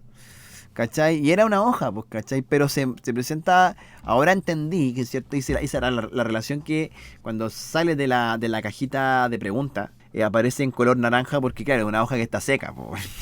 ¿Cómo no se me ocurrió antes la wea? ¿Cachai? Pero hace poco también descubrí de que Tanuki se transforma en estatua y te vuelve invencible, pues, o sea, por unos segundos eres inmune a los golpes que te puedan dar los enemigos y no perder vida. ¿Ya? Ahora, cosas del Mario 3, pues en ese carrusel de los monitos que te dan vida, bueno, el día del Loli, bueno, me salió con una estrella para ganarse 5 vidas, pero sí salir, por ejemplo, con la callampita, que te da 2 vidas, es lo más fácil. Y yo nunca entendí, weón, en mi puta vida, para qué cresta servía el ancla, weón. Se suponía, creo que leí en algún minuto, de que el ancla servía para que el barco, cuando tú perdís la vida, ¿cierto? Y en el castillo, y bueno, te subes a este barco flotante que tiene cada mundo como lugar donde está el jefe final de cada mundo. Yo no tenía idea, bueno, para qué sirve el ancla. Y por lo que supe, por lo que leí en algún minuto, era para que este barco no se moviera. Ahora, ¿qué utilidad, weón, tiene esa mierda? Cuando tú ya pasaste el mundo completo, ¿cachai? Ya te piteaste todos estos guardias que de repente hay que te dan un ítem. Bueno, eso es sencillamente digitar menos veces, weón, el botón de la crucecita, weón, para desplazarte en el mapa. ¿Ah? No tiene ningún sentido la weá, pero no sé, ahí la cosa... A alguien se le ocurrió colocar ese ítem y está, ¿cachai? Y está. ¿Cuál es mi mundo favorito en el Mario 3? Y eso es súper difícil de determinar. A mí me gustaba mucho en un principio el mundo 4. El mundo 4 lo encontré muy innovador en su minuto cuando jugaba cuando chico. Ya esta cuestión de que aparecieran los ítems que eran gigantes. Yo tenía ciertas dificultades para pasar ciertas etapas. Incluso en el mundo 4 me solía quedar pegado en el segundo, tercera etapa, ¿cierto? Y no pasaba, ¿cierto?, más allá. Aparte que también cuando era chico igual me gustaba de repente jugar, pues. De hecho ahí era muy usuario de la flauta, tenía las 2 primeras etapas y creo que viene un castillo por ahí que no lo pasaba nunca. Entonces yo no seguía de largo y pasaba de ahí al mundo 8 nomás. Pero con el tiempo me fui dando cuenta, tengo especial cariño por el mundo 7 y el mundo 5. del Mario 3. ¿Cachai? Del mundo 7 porque es un mundo difícil. Ese agilado, tiene muchas etapas, difícil, mucha dificultad, muy desafiante. Y también de mucha paciencia, weón. Porque esa típica etapa donde hay scroll, weón, de la pantalla, donde van como en plataformas, que van a una velocidad. La típica etapa de plataformas que se mueven. Por la cresta, weón, que juegan con tu paciencia con esa weá, weón. Eso también pasa en el Donkey Kong 1, weón. Donkey Kong 1 tiene varias etapas así como de plataforma que se van desplazando, ya sea de forma vertical o de forma horizontal, y que en el fondo el motivo de la etapa es no caerte de la plataforma, weón. Pero también juegan con tu ansiedad, y uno que es ansioso, weón, para jugar, puta, es como se llama un tema. Y el mundo 5, ¿cierto? Me gusta como esta doble escenario que presenta. Es como un mundo de cierta forma donde en la trama de ese juego se produce como un quiebre, ¿cierto? Donde ya las etapas de scrolling se vuelven mucho más complicadas. Hay una etapa en especial que es la sexta del mundo 5 del Mario 3, que es agilada, ¿cachai? Esa etapa es como para probar tu paciencia, porque no contentos con que te coloquen un scroll de pantalla, ¿cachai? Que te va persiguiendo. Además, no hay casi ningún lugar donde tú te puedas parar tranquilo, ¿ya? Porque hay un vacío eterno. Hay un vacío eterno y tú tienes como que ir saltando sobre unos monitos que van volando, que donde te posas sobre esos monitos empiezan a volar así como se van a la cresta, y no te dan tiempo para poder hacer esa etapa de pensar mucho, ¿ya? Imagínatelo así sin ningún power up, ¿cachai? Es una odisea pasar esa etapa, ¿cachai? Pero el mundo 5 es muy desafiante en algunos aspectos, y esta temática como de mundo en el cielo, así como cuando chico yo pensaba, como que lo asociaba más bien a la desprolijidad de poder diseñar mundos. Ahora, claro, sin tener ningún tipo de conocimiento de cómo se generan las gráficas en 16 bits que ni en 8 bits, ¿cachai? Pero encontraba que esa cuestión de que el mundo era como azul y todo era una nube, era como... así como que no hicieron ningún esfuerzo para hacer una wea así como bonita. ¿Cachai? Pero no, ahí aparece más encima ese Koopa que es como rockero, ¿cachai? Normalmente, ¿cierto? Cuando jugaba el mundo 5 cuando era chico, perdía, ¿cierto? No pasaba más allá. De hecho, el mundo 6 para mí fue muy desconocido, y ese lo encuentro difícil, pero no me gusta mucho. Me carga esas etapas que te resbalas, ¿cierto? Ese mundo de hielo, entonces tú como que te resbalás, el mono como que se te descontrola, ¿cachai? Es como jugar con Luigi en el Mario 2, ¿cachai? Que es más rápido, y tiene este salto que es como largo y más alto, pero bueno, o sea, anda tú a manejar ese mono porque se convierte como en una dificultad. Pero hablando de Mario 3, es cierto, bueno, convengamos que uno de los Marios más especiales, yo a mi juicio, cierto, lo posiciono por sobre el Super Mario World de Super Nintendo. Siento que ese es un juego que también es muy bueno, ya que tiene muchas etapas, muchos recursos para poder hacer el juego muy interesante, muy variado de escenarios, de power-ups, de hacer mucho con poco también, ¿cachai? De poder generar, ¿cierto? Con los mismos sprites, los mismos mundos, ¿cierto? Oye, son casi 97, 96 etapas, si no me equivoco. Más lo bacán que se resulta descubrir un mundo nuevo. O sea, el día que descubrí el mundo estrella, weón, oh, la cagá, ¿cachai? Y me di cuenta que habían Yoshis de colores, weón, y que tenían cada uno su potenciación de poder, weón. Uno que volaba, el otro que tiraba fuego, el otro que hacía como que todo temblara, ¿no? Esa weón fue descubrir un mundo nuevo. Y más encima después viene el mundo especial, pues, weón. El mundo especial que cuando lo pasáis, weón, pasa una weá extraña, y a mí como que me asustó, me desconcertó y me cargó, ¿ya? Esa weá de que todos los Koopas, ¿cachai? Todos estas tortugas, ¿cachai? Que yo les decía patos, no sé por qué, weón, pero eran tortugas, se sacan el caparazón y se ponen como máscaras de Mario. Y lo peor de todo es que se pierden algunos colores, ¿cachai? En varias de las etapas de los power-ups, ¿cachai? Cosas que eran, por ejemplo, de caparazón verde, ¿cachai? Que es el normal, que el Yoshi, por ejemplo, lo tomaba y lo tiraba nomás. Se convierten en rojo y se convierten en azul. Entonces como que me carga esa dinámica de juego, y aparte que el cambio de la paleta de colores, ¿cachai? Como que me desconcierta y no me gusta. Pero Mario 3, no, pues Mario 3 no te hace esa gracia, pues. De hecho, el mundo 8 del Mario 3, weón, sobre todo esa parte donde tú avanzas en el mapa y es como que avanzas en una sombra, ¿cierto? Hay como una luz redondita, ¿cierto? Que va manejando tu mono, que va sobre tu mono. Tiene etapas monocromáticas, weón, que son como generan como un efecto estético de soledad, como de angustia, como una cosa media monocromática, media emo. ¿Cachai? Media emo, después de haber pasado unas etapas del orto, pues, weón, que son estas etapas de como de barcos flotantes, ¿cachai? Que son más grandes y chicos. Y hay una etapa que también está como un barco flotando, ¿cierto? Sobre un monte de lava, ¿cachai? Donde te bombardean, weón, hasta por si acaso, weón. Balas para allá, balas iban, balas venían. Parecía población, weón, de acá de Santiago de Chile, pues, weón. Entonces, ahí Mario, weón, hace lo que tiene que hacer. Y va consolidando una experiencia de juego que ya te preparó por 8 mundos atrás, ¿cachai? Y después ya pitearse al Bowser, weón, haciendo corneta, weón, en el piso de su propio castillo, la princesa, el besito, weón. Y todo esto que tiene como un paralelo con la serie, weón. Sí, porque el año pasado se habló mucho de Mario Bros. A propósito de la película de Mario Bros., ¿cierto? De esta personificación de que todos esperamos qué es lo que iba a pasar con la historia de Mario Bros. En términos de que su trama original, ¿cierto? Funciona desde la típica historia del el hombre, el héroe, ¿cierto? Que rescata a la princesa, ¿ya? Cuánto de eso se iba a mantener, cuánto no, ¿cierto? Y claro, vimos una princesa Peach, ¿cierto? Que está bastante más empoderada, que de cierta forma le muestra a Mario el camino para poder ser un héroe, ¿cierto?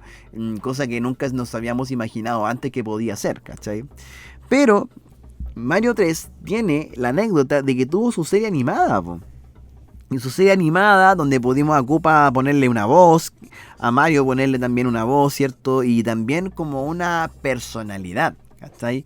Como Mario como el valiente, el que no le interesa, ¿cierto?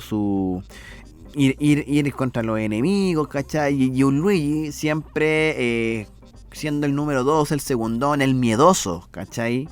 Y eso también como que se empezó a extrapolar ya en las distintas temas de los juegos posteriores, ¿cachai? Ya los juegos de Super Nintendo, un poquito del RPG, ¿cierto? Y Mario como el héroe principal. Ahora, esta cuestión de la estética de los juegos de Mario, weón, ha dado para mucho, sí, ha dado para caleta. Y de cuando era más chico, ¿cierto? Bueno, no tan chico ya, más adolescente, cuando aparecieron los flash, había, me acuerdo, varios flashes que eran bastante buenos que hicieron de animación, weón. Uno que se llamaba La muerte de Mario. La muerte de Mario, ¿cierto? Es un flash, la raja, ¿cierto? Donde la trama gira en torno a que Mario está vivo en el reino de las Callampas, ¿cachai? En el reino de Peach, ¿cachai? Ya está como en su volada, weón. Y de repente, weón, Bowser al momento de vengarse de todo lo que le hace, weón. Porque finalmente lo que hace Mario, weón, es humillar sistemáticamente a Bowser, weón, toda su vida, weón. Es esa la trama, ¿cachai? Es como que Mario, weón, se encarga de cagarle la vida a Bowser, weón, y vivir rescatando a una princesa Peach, weón, que le gusta ser secuestrada, weón, por esta weá, porque si no, no me explico, weón, cuántas veces, weón, estuvo ahí en el castillo, weón, con este cabrón. Algo se traían, claramente, ¿cierto? Pero sí, algo cambia, ¿cierto? En la mente de Lotso, como de repente estaba viendo acá un canal donde están haciendo una reacción de Mario is Dead. Y le dan a Luigi como un rol protagónico y se forma como un ejército de Yoshis, de Gallampitas, Toad, ¿cachai? Que despiden a Mario, que se murió, ya está muerto, ¿cachai? Lo ven, de hecho van al funeral. Y toda esta estética pixelada, ¿cachai? Se le saca mucho partido, weón. Fue muy bacán. De hecho, hay escenas muy gore, ¿cachai? Que Yoshi toma a... ¿Cómo se llama este weón que va en la nubecita? En estos momentos no me acuerdo, pero tiene un nombre ese weón, ese mono que está de ojos grandes, ¿cierto? Que va en la nubecita y que se acerca a unos arbustos, ¿ya? y están unos Yoshi y como que el Yoshi está camuflado y tira la lengua y el weón lo captura, ¿cachai? Y como que se lo come, weón, y aparece casi como que salpica sangre, ¿cachai? Y después el weón escupe los huesos. Entonces, no, muy bacán. Y de hecho, este Flash, bueno, en ese tiempo los Flash eran pesados, ¿cachai? Entonces lo ponían como en varias partes, en varias escenas distintas, ¿cierto? Tú tienes que bajar el Flash en distintas partes para poder ver. Y después ya este ejército de Yoshis y Kayampitas, ¿cierto? Llegan al castillo de Bowser. Y de hecho, lo más chistoso es que uno de los hijos de Bowser lo ponen como DJ. Y está Luigi, ¿cierto? Dentro del castillo de Bowser recorriendo para poder encontrarlo. Y hay como un club de Koopas, ¿cachai? Y de hecho el matón que está, ¿cierto? Como guardia, este mono que aparece precisamente en el Mario 3, ¿cachai? El mono que aparece en los castillos chicos, ¿cachai? Como ese como musculoso que está. Y llega Luigi, weón, y le da vuelta la cabeza, así como que lo mata y le da vuelta la cabeza, ¿cachai? También hay ahí como una mención a los distintos power-ups, ¿ya? Y bueno, finalmente esto desemboca en una guerra, ¿cachai? Y en una guerra donde, weón, Yoshi... Y podemos ver a Yoshi y los honguitos, weón, masacrando Koopas, weón. Que los Koopas son la clase obrera de Mario Bros, weón, hay que decirlo, ¿cachai?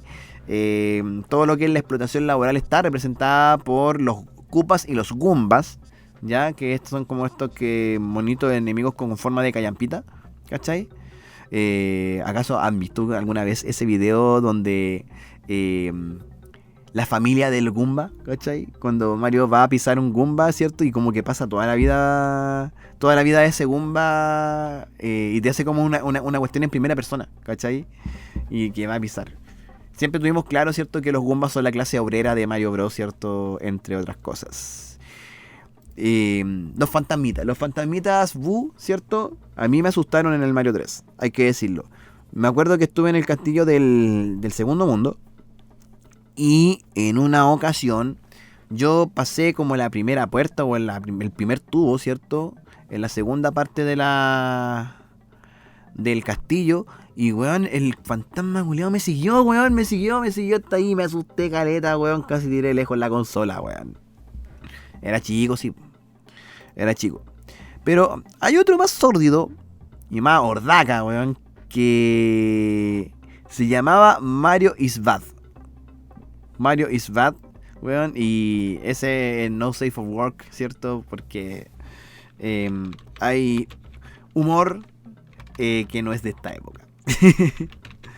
Pero igual es como para... Y de hecho ni siquiera se llama Mario is Bad, es M is Bad. Si lo encuentran en YouTube, ¿cierto? Es como M is Bad. Utiliza sprites y escenas del Mario 64. Un Mario Bros que se enamora y desea sexualmente a su hermano, ¿cachai? Y creo que hace cosas que son totalmente endemoniadas y que Luigi, ¿cierto? También busca venganza en contra de Mario. Y ahí, bueno, ustedes saben que todo elemento cultural, ¿cierto? De consumo, de cosas por el estilo, weón, finalmente termina siendo distorsionado por la propia gente, weón, para poder echar rienda suelta a sus propias interpretaciones, weón. Pero finalmente Mario Bros. Da para mucho. Mario 3 me está acompañando en estos momentos. Yo no sé cuál Mario a ustedes les gusta más, pero estamos tapados en material y gracias por tanto Shigeru Miyamoto, weón, por regalarnos esta infancia que nunca termina, ¿cierto? Personificado en un guatón con gorra, que le gusta la pizza, ¿cierto? Y que tiene, gracias a las películas que hoy día se hacen, más encima le hemos otorgado peos mentales, ¿cierto? Con situaciones familiares de weas disfuncionales que son muy propios de nuestra época. Gracias por tanto, Mario Bros, por todos los cabezazos que te hay pegado, ¿cierto? En los ladrillos, hasta que nos dimos cuenta que unos píxeles representan una mano, un puño que le pega. No, para mí siempre van a ser cabezazos, ¿verdad? Y bueno, nos estaremos encontrando en el mundo 8 para ahí echarnos al Koopa. Esto ha sido este bloque con el Chico al Aire. Ahora viene la entrevista con Alejandra Herrera, escritora maipucina, que vamos a hablar de feminismos y cosas por el style. Sigan con el Chico al Aire desde la periferia con amor. Comparte este podcast en tus redes sociales y síguenos en el Instagram elaguja.cl. Continuamos con el chico al aire, desde la periferia con amor. Estás en Con el Chico al Aire de elaguja.cl desde la periferia con amor, llevando a cabo este 12º capítulo en este año 2024. Y hoy me acompaña una escritora de Maipú muy especial, porque ella trata temas contingentes, relevantes, que hoy por hoy nos hacen discutir acerca de cómo nuestras prácticas sociales se llevan a cabo y que finalmente, ¿cierto?, comienzan a ser permeados con ideas renovadoras, donde nos están tirando la oreja a cada rato porque hay mucho que hacer al respecto. Sí, estoy hablando de una escritora feminista muy power que tiene su libro llamado Apto para Señoritas, publicado en el año 2021, ¿ya? Donde son 13 relatos de corte feminista y que vamos a hablar acerca de ello con la escritora y psicopedagoga Alejandra Herrera. ¿Cómo estás, Alejandra? Hola, Claudio, muy bien. Muchas gracias por la invitación y por esa presentación. Espero estar a la altura de la presentación. No, pero bien. Siempre se está a la altura y sobre todo cuando hablo con alguien que se dedica a la educación, porque finalmente, ¿cierto?, tu discurso, la praxis que tú haces en tu vida, también la llevas a un espacio educativo. Y esto es súper importante pensando, ¿cierto?, en esta idea central de tu trabajo que tiene que ver con el feminismo. Entonces, aquí vamos iniciando porque la excusa de esta entrevista, ¿cierto?, tiene que ver con que vas a hacer un taller literario en Maipú, en nuestra comuna, ¿cierto?, donde están todos invitados ahí a participar, ahí va a dar los detalles Alejandra, pero que tiene precisamente una perspectiva feminista. Entonces, ¿cómo nace esta iniciativa? ¿Por qué darle una perspectiva feminista al taller? Bueno, primero el taller ya comenzamos en abril, ya estamos en nuestro segundo mes de taller. Obviamente las inscripciones aún están abiertas, así que se pueden unir los que estén interesados. ¿Y cómo nace? Bueno, yo postulé a realizar este taller. La iniciativa nace en sí de la municipalidad de la biblioteca, pero también respondiendo por lo menos o lo que yo vi o he visto cuando me relacionaba en las ferias literarias o en la comunidad también de Maipú, que hay muchas personas, independientes de su género, que tienen muchas ganas ya de instruirse más en sí en lo que es el feminismo, de poder no quedarse como con este discurso o con esta cosa tan publicitaria o panfletera de pronto, y realmente empezar como a indagar en autores, en lecturas, de construir, no tragarnos todo lo que leemos o todo lo que escuchamos. Entonces, principalmente el objetivo de este taller, yo como monitora trabajo con los chiques que están ahí, y además que hay personas de todas las edades, ¿ya?, y de distintos géneros. La idea es de construir los textos, destruirlos, analizarlos, que cada uno o cada una vaya también formando su propia opinión, ¿ya? Se vaya... a ver, yo siempre les digo, yo no vengo a evangelizar. Para mí el feminismo, yo soy muy feminista, pero no es evangelizar, ¿ya?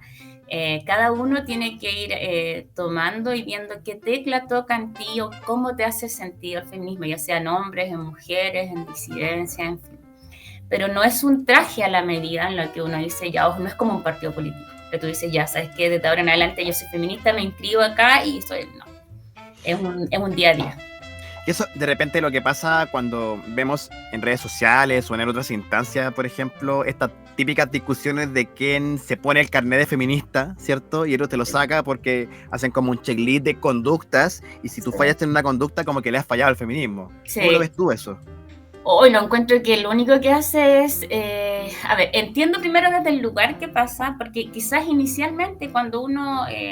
comienza digamos, a transitar por el feminismo, hay un momento en que uno rasga vestiduras, ¿ya? Yo creo que eso nos pasa a todas, no sé, estoy pensando hace 10 años atrás, cuando yo ya empecé, dije, ¿sabes qué? No, en realidad, o sea, yo creo que siempre fui feminista, yo creo que muchas lo somos, pasa que no sabíamos como la denominación, como la etiqueta, por decirlo de una manera. No sé, hay un momento, claro, en que uno rasga vestiduras, efectivamente, y todo, pero al momento de ir pasando, te te das cuenta que uno igual tiene que ir flexibilizando, también tienes que ver desde el lugar de la otra persona lo que está diciendo. No hay un checklist, ¿cierto? Aunque hay para algunas feministas sí, pero si tú preguntas para mí, en el cual hayan conductas o no conductas de ser feminista. Yo creo que, o sea, yo misma a diario me pillo haciendo cosas que son lo menos feministas que hay y las reconozco y me piso la cola y eso es parte de, o sea, yo creo que una feminista que te diga yo soy 100% feminista está mintiendo, no es así. Esto es un trabajo a diario porque todos hemos nacido en una cultura patriarcal, por lo tanto estamos formados así. Pero a medida que yo lo voy viendo, lo voy visibilizando, puedo ir modificándolo. Y tengo que tener una perspectiva, es un paradigma, una forma de pararse en la vida. No son conductas aisladas.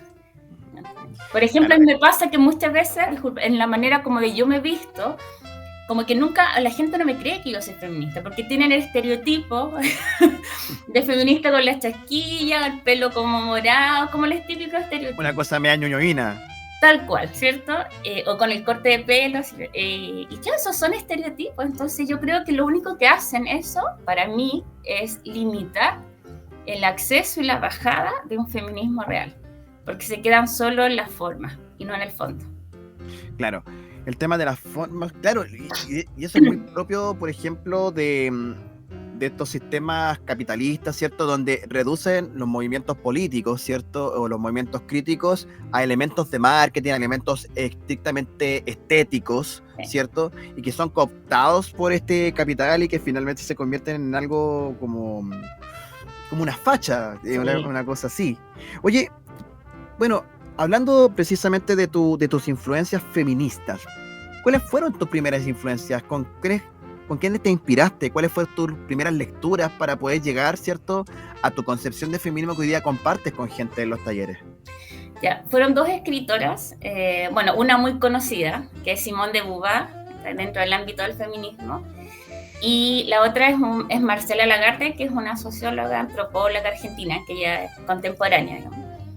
Y me llamó mucho la atención porque ellas son, bueno, a mí me gusta mucho el género del ensayo, de la investigación, y yo me empecé, digamos, a como empapar de sus lecturas porque me empecé a dar cuenta del análisis que ellas les hacían a la realidad, y que esa realidad, aunque hubiesen pasado muchos años, quizás no distaba mucho de eso, y empecé por ahí a darme cuenta de que, claro, estos patrones o estas situaciones que a lo mejor, no sé, pues Simone de Beauvoir nos decía hace 60 años atrás, en el segundo sexo, seguían pasando ahora, pero seguían pasando de otra manera, o lo mismo que Marcela Lagarde en sus análisis, y también seguían sucediendo, pero ahora estaban de una manera más maquillada. Entonces, de ahí me gustó ese feminismo, pero ese feminismo que es acción, ¿ya?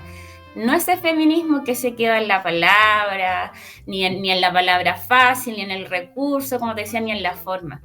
Yo creo que el feminismo está al debe en lo que es la bajada. Yo eso lo tengo, soy súper crítica en eso. O sea, el feminismo es bastante... Hay un momento en que se quedó estancado y que lo único que hace de pronto es desfavorecer al mismo feminismo. O sea, el quedarse siendo un privilegio para algunas, porque también uno tiene que reconocer, por ejemplo, yo soy feminista y puedo hacerlo, y también lo hago desde un lugar de privilegio, sí, quizás no tan privilegio como otras personas, pero igual tengo un lugar de privilegio sobre gente, por ejemplo, que está en otra situación y que probablemente no va a poder entender lo que lee, lo que yo le quiero decir, o tiene otra perspectiva de la vida, o vive otra realidad. Entonces tú no puedes llegar así como con todo, no, es que esto es así, es que va... Pero ¿de qué me estás hablando? O sea, eso es ser cero sorora, ser cero tener sentido de la realidad. Eso no puede perder eso. Es lo que se vincula, por ejemplo, con este tema de que hablar de feminismo también es un tema de clase. Sí, totalmente. Totalmente, porque si tú piensas, yo mirándolo por el lado de la literatura, si tú piensas, las escritoras feministas primero lo empezaron a hacer, o sea, pudieron hacerlo primero porque eran escritoras todas de familias acomodadas, por lo tanto, no tenían que trabajar, ya no tenían que cuidar hijos, tenían los medios para poder hacerlo, los espacios. La mujer obrera probablemente a lo mejor pensaba lo mismo o pensaba más, pero no tenía los recursos ni los medios. Entonces, ya desde el lugar que parte desde una situación diferente de clase, y eso uno no lo puede negar y uno lo tiene que reconocer. Ahora, el desafío, por lo menos lo que a mí me pasa, es saber cómo hago para que esto, como te decía hace un rato, pueda bajar, ¿ya? Pero sí, es totalmente, hay un feminismo súper elitista también. Y bueno, y eso también ha sido súper criticado, y por eso después esto nace también de que hay muchos feminismos. Por ejemplo, el feminismo blanco no tiene sentido con un feminismo decolonial, por ejemplo, que puede darse aquí en la región. Por eso no se habla de un feminismo, se habla de feminismos, porque hay distintos tipos y tienen que dar respuesta a las distintas necesidades. O un feminismo afro no tienen la misma raíz o la misma necesidad, como digo, de un feminismo blanco. Entonces, el feminismo, siento yo, para que realmente sea activo, tiene que traspasar este tema de las clases. Yo creo que es una de las barreras y se cierra. O sea, yo he estado en círculos, he estado en lugares o con escritoras que son súper elitistas, y es claro, entre uno es súper bonito hablar del feminismo, ¿verdad? Y hablar de las autoras y ocupar palabras bonitas, pero ¿de qué te sirve si no la haces acción? Por lo menos para mí, de nada. Claro, y llevando del discurso a la acción, por ejemplo, tú lo ejecutas no solamente desde la literatura, ¿cierto? Desde la creación literaria, sino que también desde lo formativo. Y de hecho, la pregunta que me hago es, ¿cómo tú, con qué te encuentras cuando tú partes estos talleres? Porque tú seguramente recibes gente que está explorando el feminismo, que ya algo ha visto, ¿cierto? Pero hay gente que recién está partiendo en esto. Por ejemplo, mujeres que recién se están enterando de qué se trata esto. ¿Cómo manejas ese proceso formativo? ¿Y cómo invitas a esta gente a que entre al feminismo y para que entienda, ¿cierto?, de que para poder llegar a la praxis, ¿cierto?, tenemos que entender el trasfondo del asunto. Sí. Primero lo encuentro un proceso muy bonito, ¿ya? Para mí ha sido un proceso súper revelador. Bueno, en los clubes de lecturas que he hecho antes, pero específicamente ahora en el taller de lecturas que estamos haciendo en la municipalidad, como te decía, es un grupo bien heterogéneo en términos de edades, de condiciones, de miradas de la vida. Y claro, hay muchos, por ejemplo, que llegan y no tenían idea de lo que es el feminismo, pero querían saber. Y al momento de ir ahondando en los temas, se van dando cuenta, les va resonando. Y se van dando cuenta de que sí, hay algo de ellos, o de ellas, o de ellos feministas, o hay algo que les hace sentido eso. Y ahí uno se va dando cuenta, mira, finalmente la lectura es la excusa, el contenido es como en los colegios, es la excusa para desarrollar la habilidad. Para mí así es la lectura. Yo no pretendo que salgan así como conocer todos los autores, no.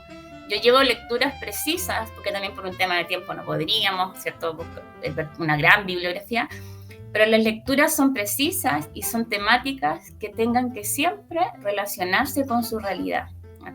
Por ejemplo, ayer estábamos viendo la maternidad, y ese leer, no sé, alcanzamos a leer, yo creo que 2 párrafos puede ser de un libro, un texto que lleva en relación a eso, pero de ahí vino un análisis y una reflexión personal de cada uno, una conversación, el sacar, empezar a unir y empezar a decir, oye, en realidad a mi mamá le pasaba esto, pero también en ese momento hizo lo que pudo con lo que tenía.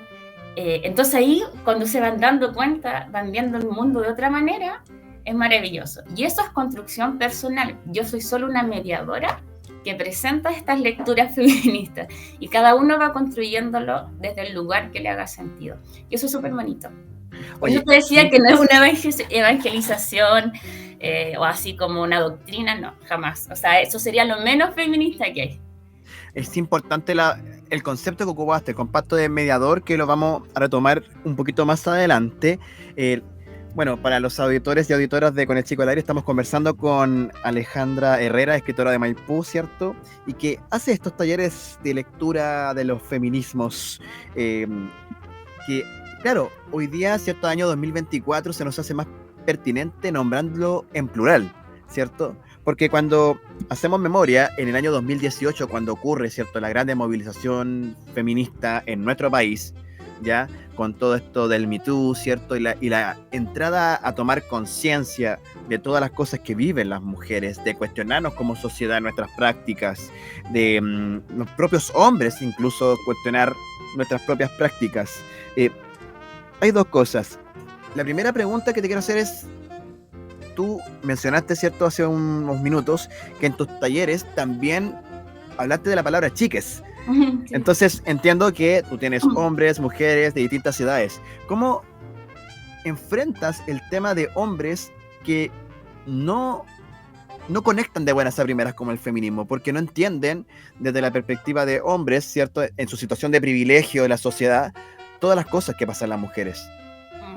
Ahí tocaste un punto súper bueno y un punto muy bonito que ha pasado en el taller de los hombres que participan, es el darse cuenta de que nunca van, o por lo menos en los talleres que yo realizo, nunca los hombres van como de victimarios, ¿no? Nunca son como los culpables, no van así. Los hombres, y eso yo creo que es un punto súper importante, que aquí cuando logran darse cuenta les cambia mucho la visión. Los hombres también sufren mucho con el patriarcado, son víctimas también del patriarcado. Y eso no se dice mucho, no se habla mucho. Por ejemplo, no sé, los hombres siempre tienen que estar probando su masculinidad. Uno de los indicadores del patriarcado es que el hombre siempre tiene que estar mostrando su masculinidad. Ejemplo, no puede mostrar sus emociones, desde niño no puede llorar, tiene que ser un buen proveedor, tiene que rendir sexualmente, tiene que estar a cargo, ¿cierto?, de satisfacer el placer de una mujer, o si no queda mal evaluado, no puede abrir su emocionalidad. Y eso desde niño, esas conductas te llevan después obviamente a no saber gestionar emociones, a encontrarlos con hombres adultos que no saben cómo conectarse con ellos ni con sus parejas y un montón de situaciones. Entonces, eso, por ejemplo, son víctimas en ese sentido del patriarcado, ¿ya? No solo las mujeres. Si bien es cierto, las mujeres estamos en un lugar mucho menos privilegiado, en eso nos pega obviamente mucho más fuerte, el hombre también le trae coletazos. Yo creo que cuando el hombre comienza a entender eso, que esto es un todo, que aquí las únicas víctimas no somos las mujeres, la visión cambia. Porque a veces siempre me pregunto, por ejemplo, yo a los hombres no los odio, al contrario, me encantan. No, Una decisión soberana. Claro, algunos no me encantan tanto, pero bueno. Pero yo siento que uno tiene que dar los espacios como mujer feminista para que el hombre se pueda acercar, ¿ya? No obligarlo, no atacarlo, así que no, pero sí se puede acercar y pueda entender que también él, obviamente en menor grado, pero también es víctima del patriarcado. Y cuando hacen ese descubrimiento es bonito, porque te hace clic, te das cuenta, no sé, mira la situación de tu mamá, mira la estructura de tu familia, de tu papá, de los roles con que creciste, de lo que siempre has tenido que estar haciendo, del deber ser que tienes que tener como este hombre heteronormativo, y sí, todo esto. Entonces, como, sí, pues, a todos nos toca, de una u otra manera. Y eso, empezar a tomar conciencia de eso, es una de las consecuencias, ¿cierto?, de esta movilización, de este movimiento que hubo en el 2018, pero también se plantearon nuevos desafíos, nuevos umbrales, ¿cierto?, que tenemos que transitar como sociedad. Entonces, al cabo de 6 años, piensa que hace 6 años atrás habían universidades tomadas, ¿cierto? Había en los propios colegios, ¿cierto?, los estudiantes, enseñanza media, enseñanza básica, comenzaron a hablar estos temas, empezaron a aparecer los símbolos, las expresiones, jornadas de reflexión varias. Pero, ¿cuánto crees tú que se ha avanzado y cuánto se ha retrocedido en este movimiento? Yo creo que se avanzó en el sentido de que se destapó, se abrió la puerta, que fue en el 2018, ¿cierto? Que eso permitió, digamos, este punto de inflexión, esto de saber que ya es algo que a todos nos pasa, algo que estaba ahí como a presión, digamos, y pero siento que en ese sentido, claro, y eso ha permitido que se vayan poniendo sobre la mesa temáticas y se vayan problematizando temáticas que antes eran súper normalizadas. ¿Ya? Por ejemplo, el darnos cuenta de situaciones discriminatorias, no sé, por los trabajos, los espacios laborales, los espacios familiares, las tareas domésticas, el trabajo invisible, y eso y un montón de cosas más. El acoso, que antes era piropo, ahora se empezó a entender que era acoso callejero, los estereotipos que cargamos, ¿cierto?, las mujeres con el cuerpo, en fin. Yo creo que en eso se avanzó mucho. Ya no se ha resuelto, pero se avanzó en el sentido que se puso sobre la mesa. Como si sabes que sí, esto se llama así, no usemos eufemismo, esto es esto y esto y esto y algo que hay que hacer con esto. ¿Y en qué se retrocedió? Yo podría decir un poco lo que conversábamos hace un rato, dentro de que el mismo, que sabe que me van a matar otras feministas, pero no importa. Te van a quitar el carnet. No hemos pisado la cola, eso de, por ejemplo, estar peleando entre los mismos movimientos, esta cosa tan separatista. Yo creo que eso igual ha hecho mella, ya ha hecho un poco de daño de no poder ir avanzando, de polarizar demasiado la situación.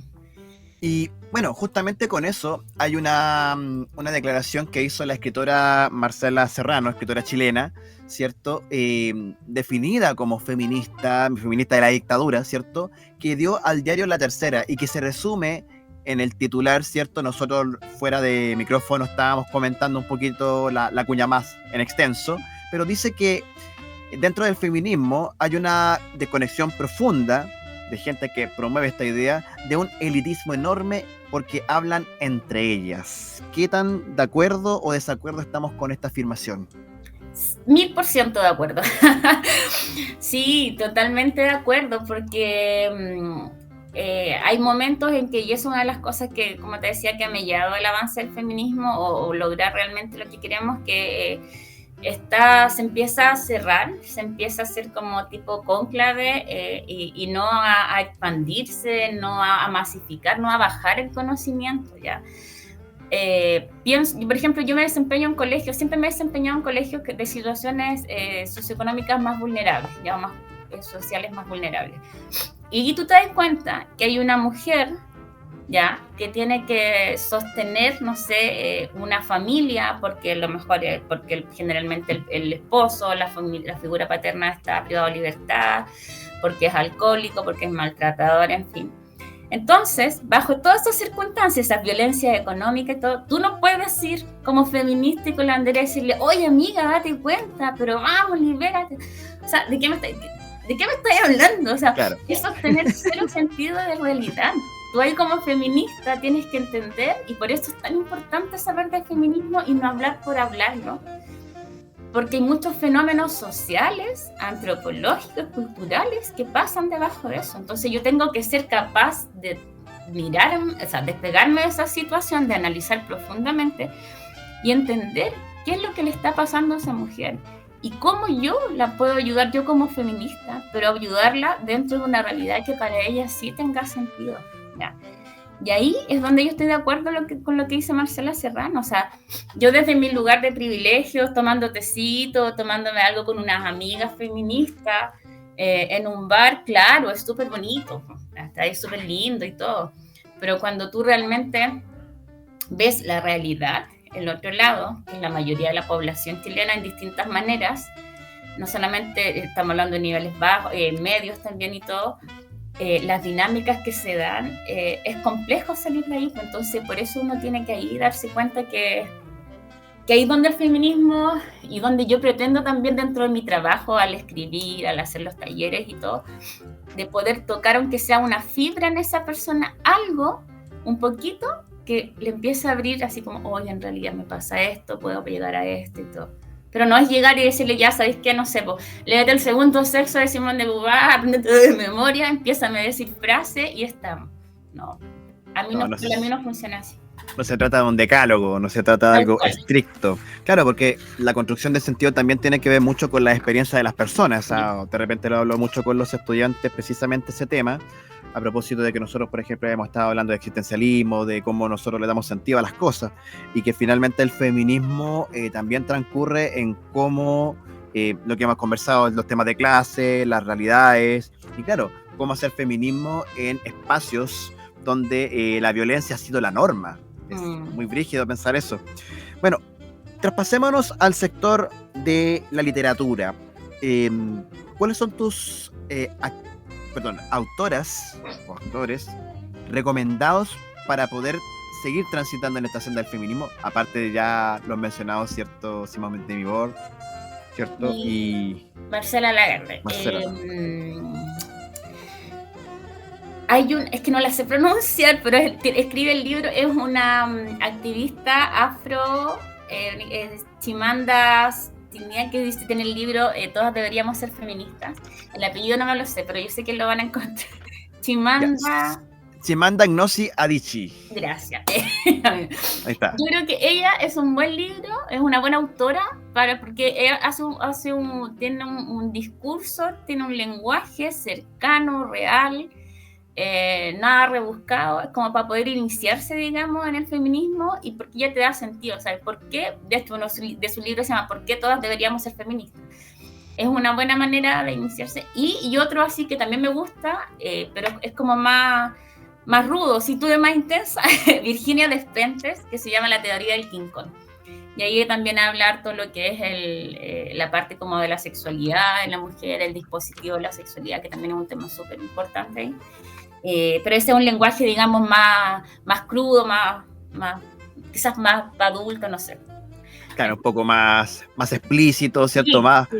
más golpeante, Sí, porque ¿cierto? de hecho ella empieza con un párrafo que dice, el libro empieza así, no me acuerdo textual, pero empieza como, este libro es para las no folladas, las putas, las que no calentamos a nadie, las gordas, las feas. Entonces ella es ese tipo de escritura el que ella tiene. Entonces, Mira, es distinto. me voy a tomar una licencia y voy a leer ese primer párrafo que tú estás haciendo referencia. Dice, parte con el título Tenientas corruptas. Escribo desde la fealdad y para las feas, las viejas, las camioneras, las frígidas, las mal folladas, las infollables, las histéricas, las taradas, todas las excluidas del gran mercado de buena chica. Y empiezo por aquí para que las cosas queden claras. No me disculpo de nada ni vengo a quejarme. No cambiará mi lugar por ningún otro, porque ser Virginia Despentes me parece un asunto más interesante que ningún otro. Ay, la amo, me encanta. ¿Sabes por qué me gusta? Porque me gusta esa idea. Yo soy súper frontal también en lo que escribo, en las crónicas, en mis relatos, pero al mismo tiempo siento que uno puede ser frontal, directa, pero no es la necesidad de violentar a un otro, ¿ya? Por lo menos eso es lo que... Si aquí uno tuviera que culpar algo, así como, no sé, obviamente sabemos que es el sistema, y ahí es donde tienen que cambiar las cosas, pero no tiene un nombre y un apellido, eso es lo que voy, ¿no? Pero sí, yo creo que eso sí se requiere en el feminismo, y primero no ser complaciente, ser valiente. Yo he perdido muchas gente cercana, en general, o amigos en su momento, o parejas, ¿ya? Que les cuesta el tema de entender que yo soy feminista, que me soy distinto, que tengo una relación distinta con mi cuerpo, porque también lo ocupo como un medio de batalla, por decirlo así, y trabajo harto lo que es el tema de la sexualidad, del dispositivo de la sexualidad, cómo nos controla. Entonces también ahí tengo un tema con la imagen de eso en mis trabajos. Entonces hay que ser valiente, sí, tenéis que tener cojones, sí, hay que ser valiente, porque muchas veces tienes que decir lo que no quieren escuchar, pero también es parte de... Buena parte de eso, por ejemplo, se ve en tu libro, Apto para Señoritas, ¿cierto? Donde la reseña que hace Real Ediciones, ¿cierto? Que es la editorial que trabaja tu libro, que aparte, déjenme decirles, chiquillo y chiquilla, es un libro con un empaste maravilloso, tiene como cueritos, ¿cierto? La cubierta. Sí, la manufactura artesanal es maravillosa que tiene. Se destaca por eso Ediciones Liz. Es la mejor parte, ¿cierto? Sí. Para quienes todavía no hemos visto el contenido. ¿Ah? Yo creo que ahí tenemos un pendiente contigo, Alejandra. Pero ahí en alguna feria del libro nos vamos a encontrar y vamos a comentar. Pero dice, mira, son 13 cuentos, 13 protagonistas, 13 espejos en los que miles de mujeres podrían buscarte y reconocerse, ¿ya? Las historias reunidas en Apto para Señoritas caminan por la femineidad, marcando el paso con distintas intensidades, porque no se transita igual por la maternidad que por el erotismo, ni se pisa con la misma seguridad en un trabajo esclavizante que en un manicomio, ¿ya?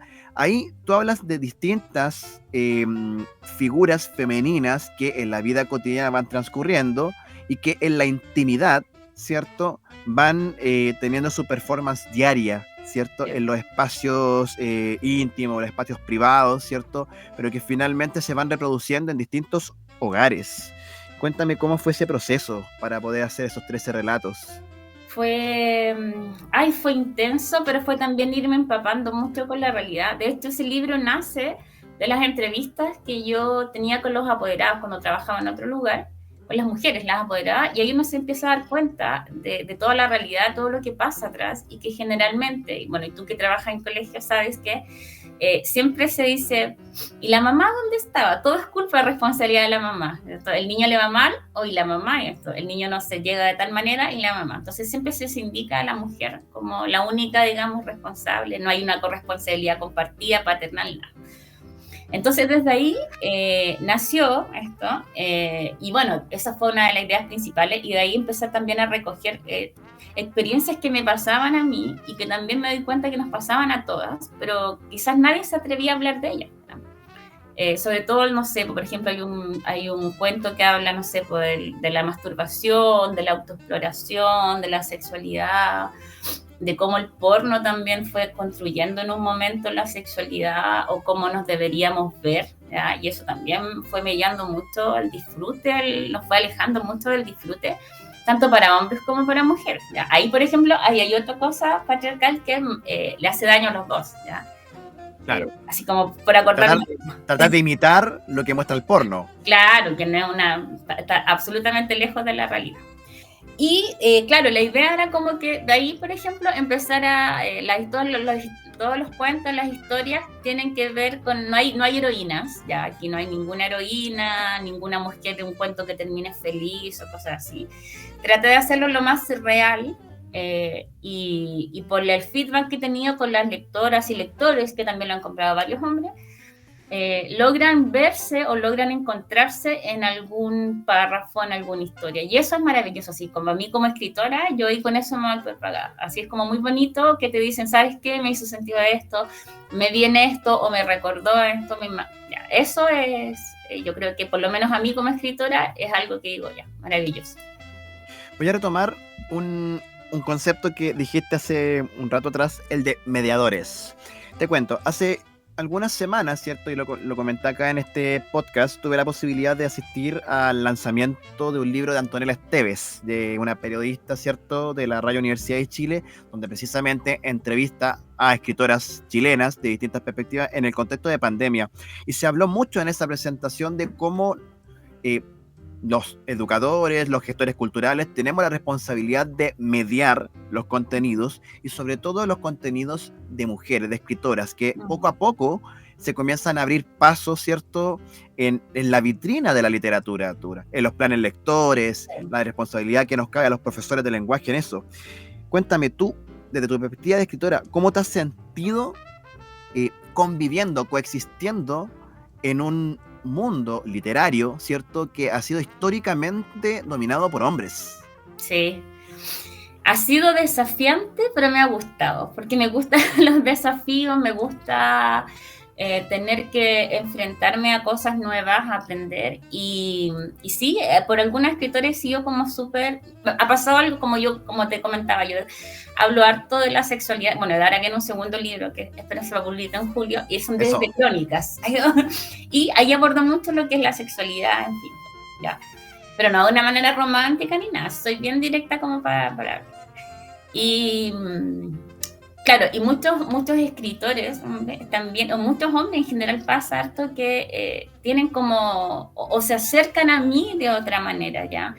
Pareciera que cuando una mujer, no solo por mí, sino que cuando una mujer, me imagino que en general, habla, no tiene tabú acerca de la sexualidad o es un tema que aborda sin complicación, pareciera que a ciertos hombres, no digo que a todos, pero pareciera que a ciertos hombres es como una entrada liberada o se dan licencias que traspasan tus límites personales.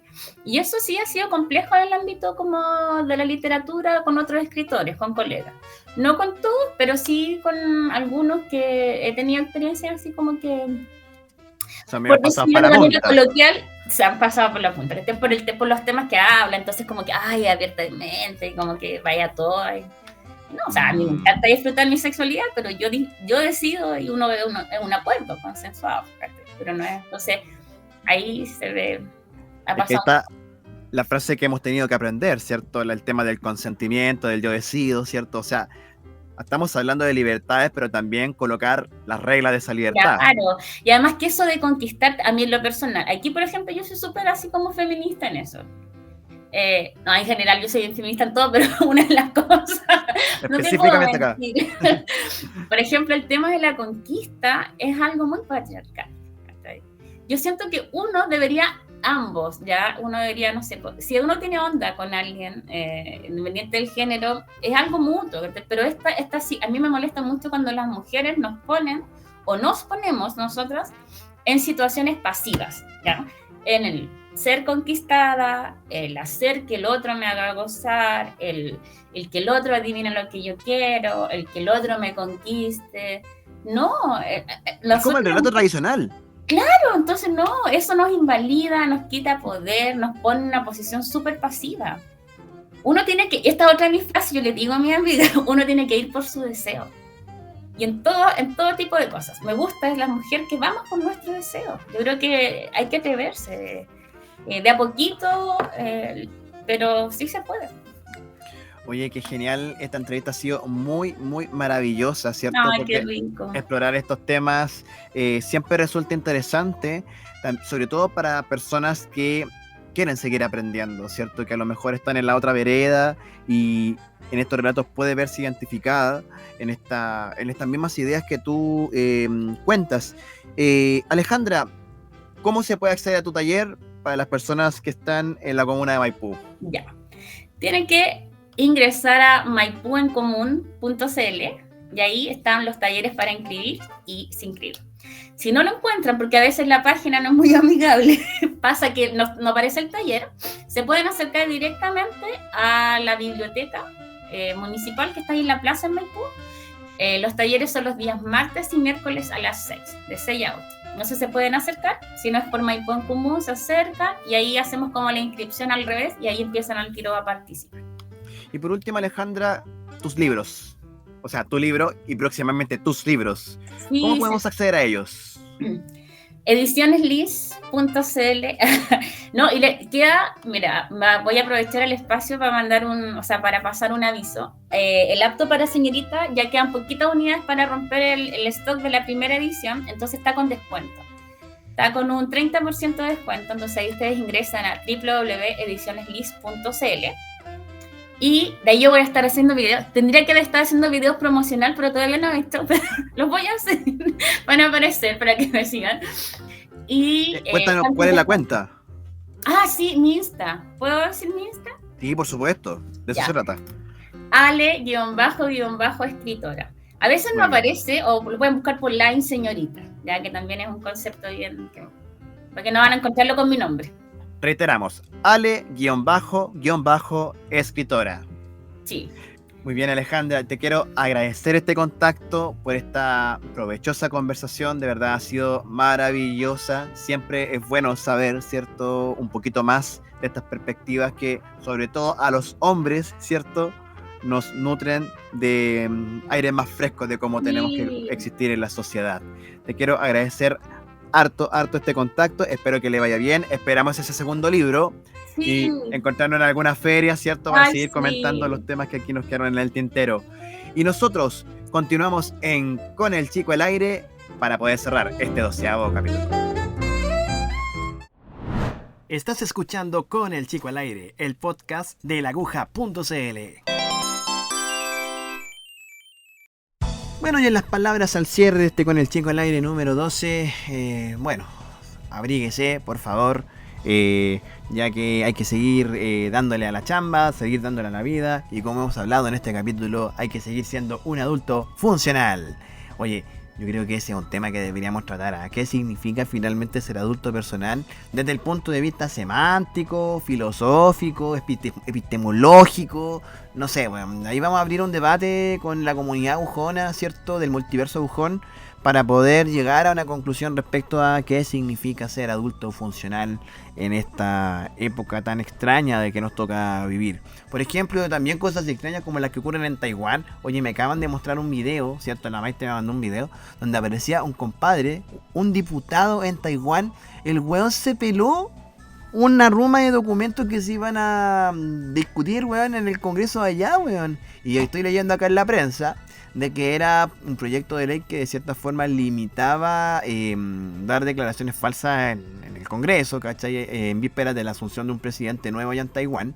Pero oye, el weón brígido, ¿sabes? Que es como que se subió a la testera, porque ya estaba la cuestión, estaba la cagada, pescó los documentos y cual jugador de rugby, weón, sale hecho un pico corriendo fuera del hemiciclo.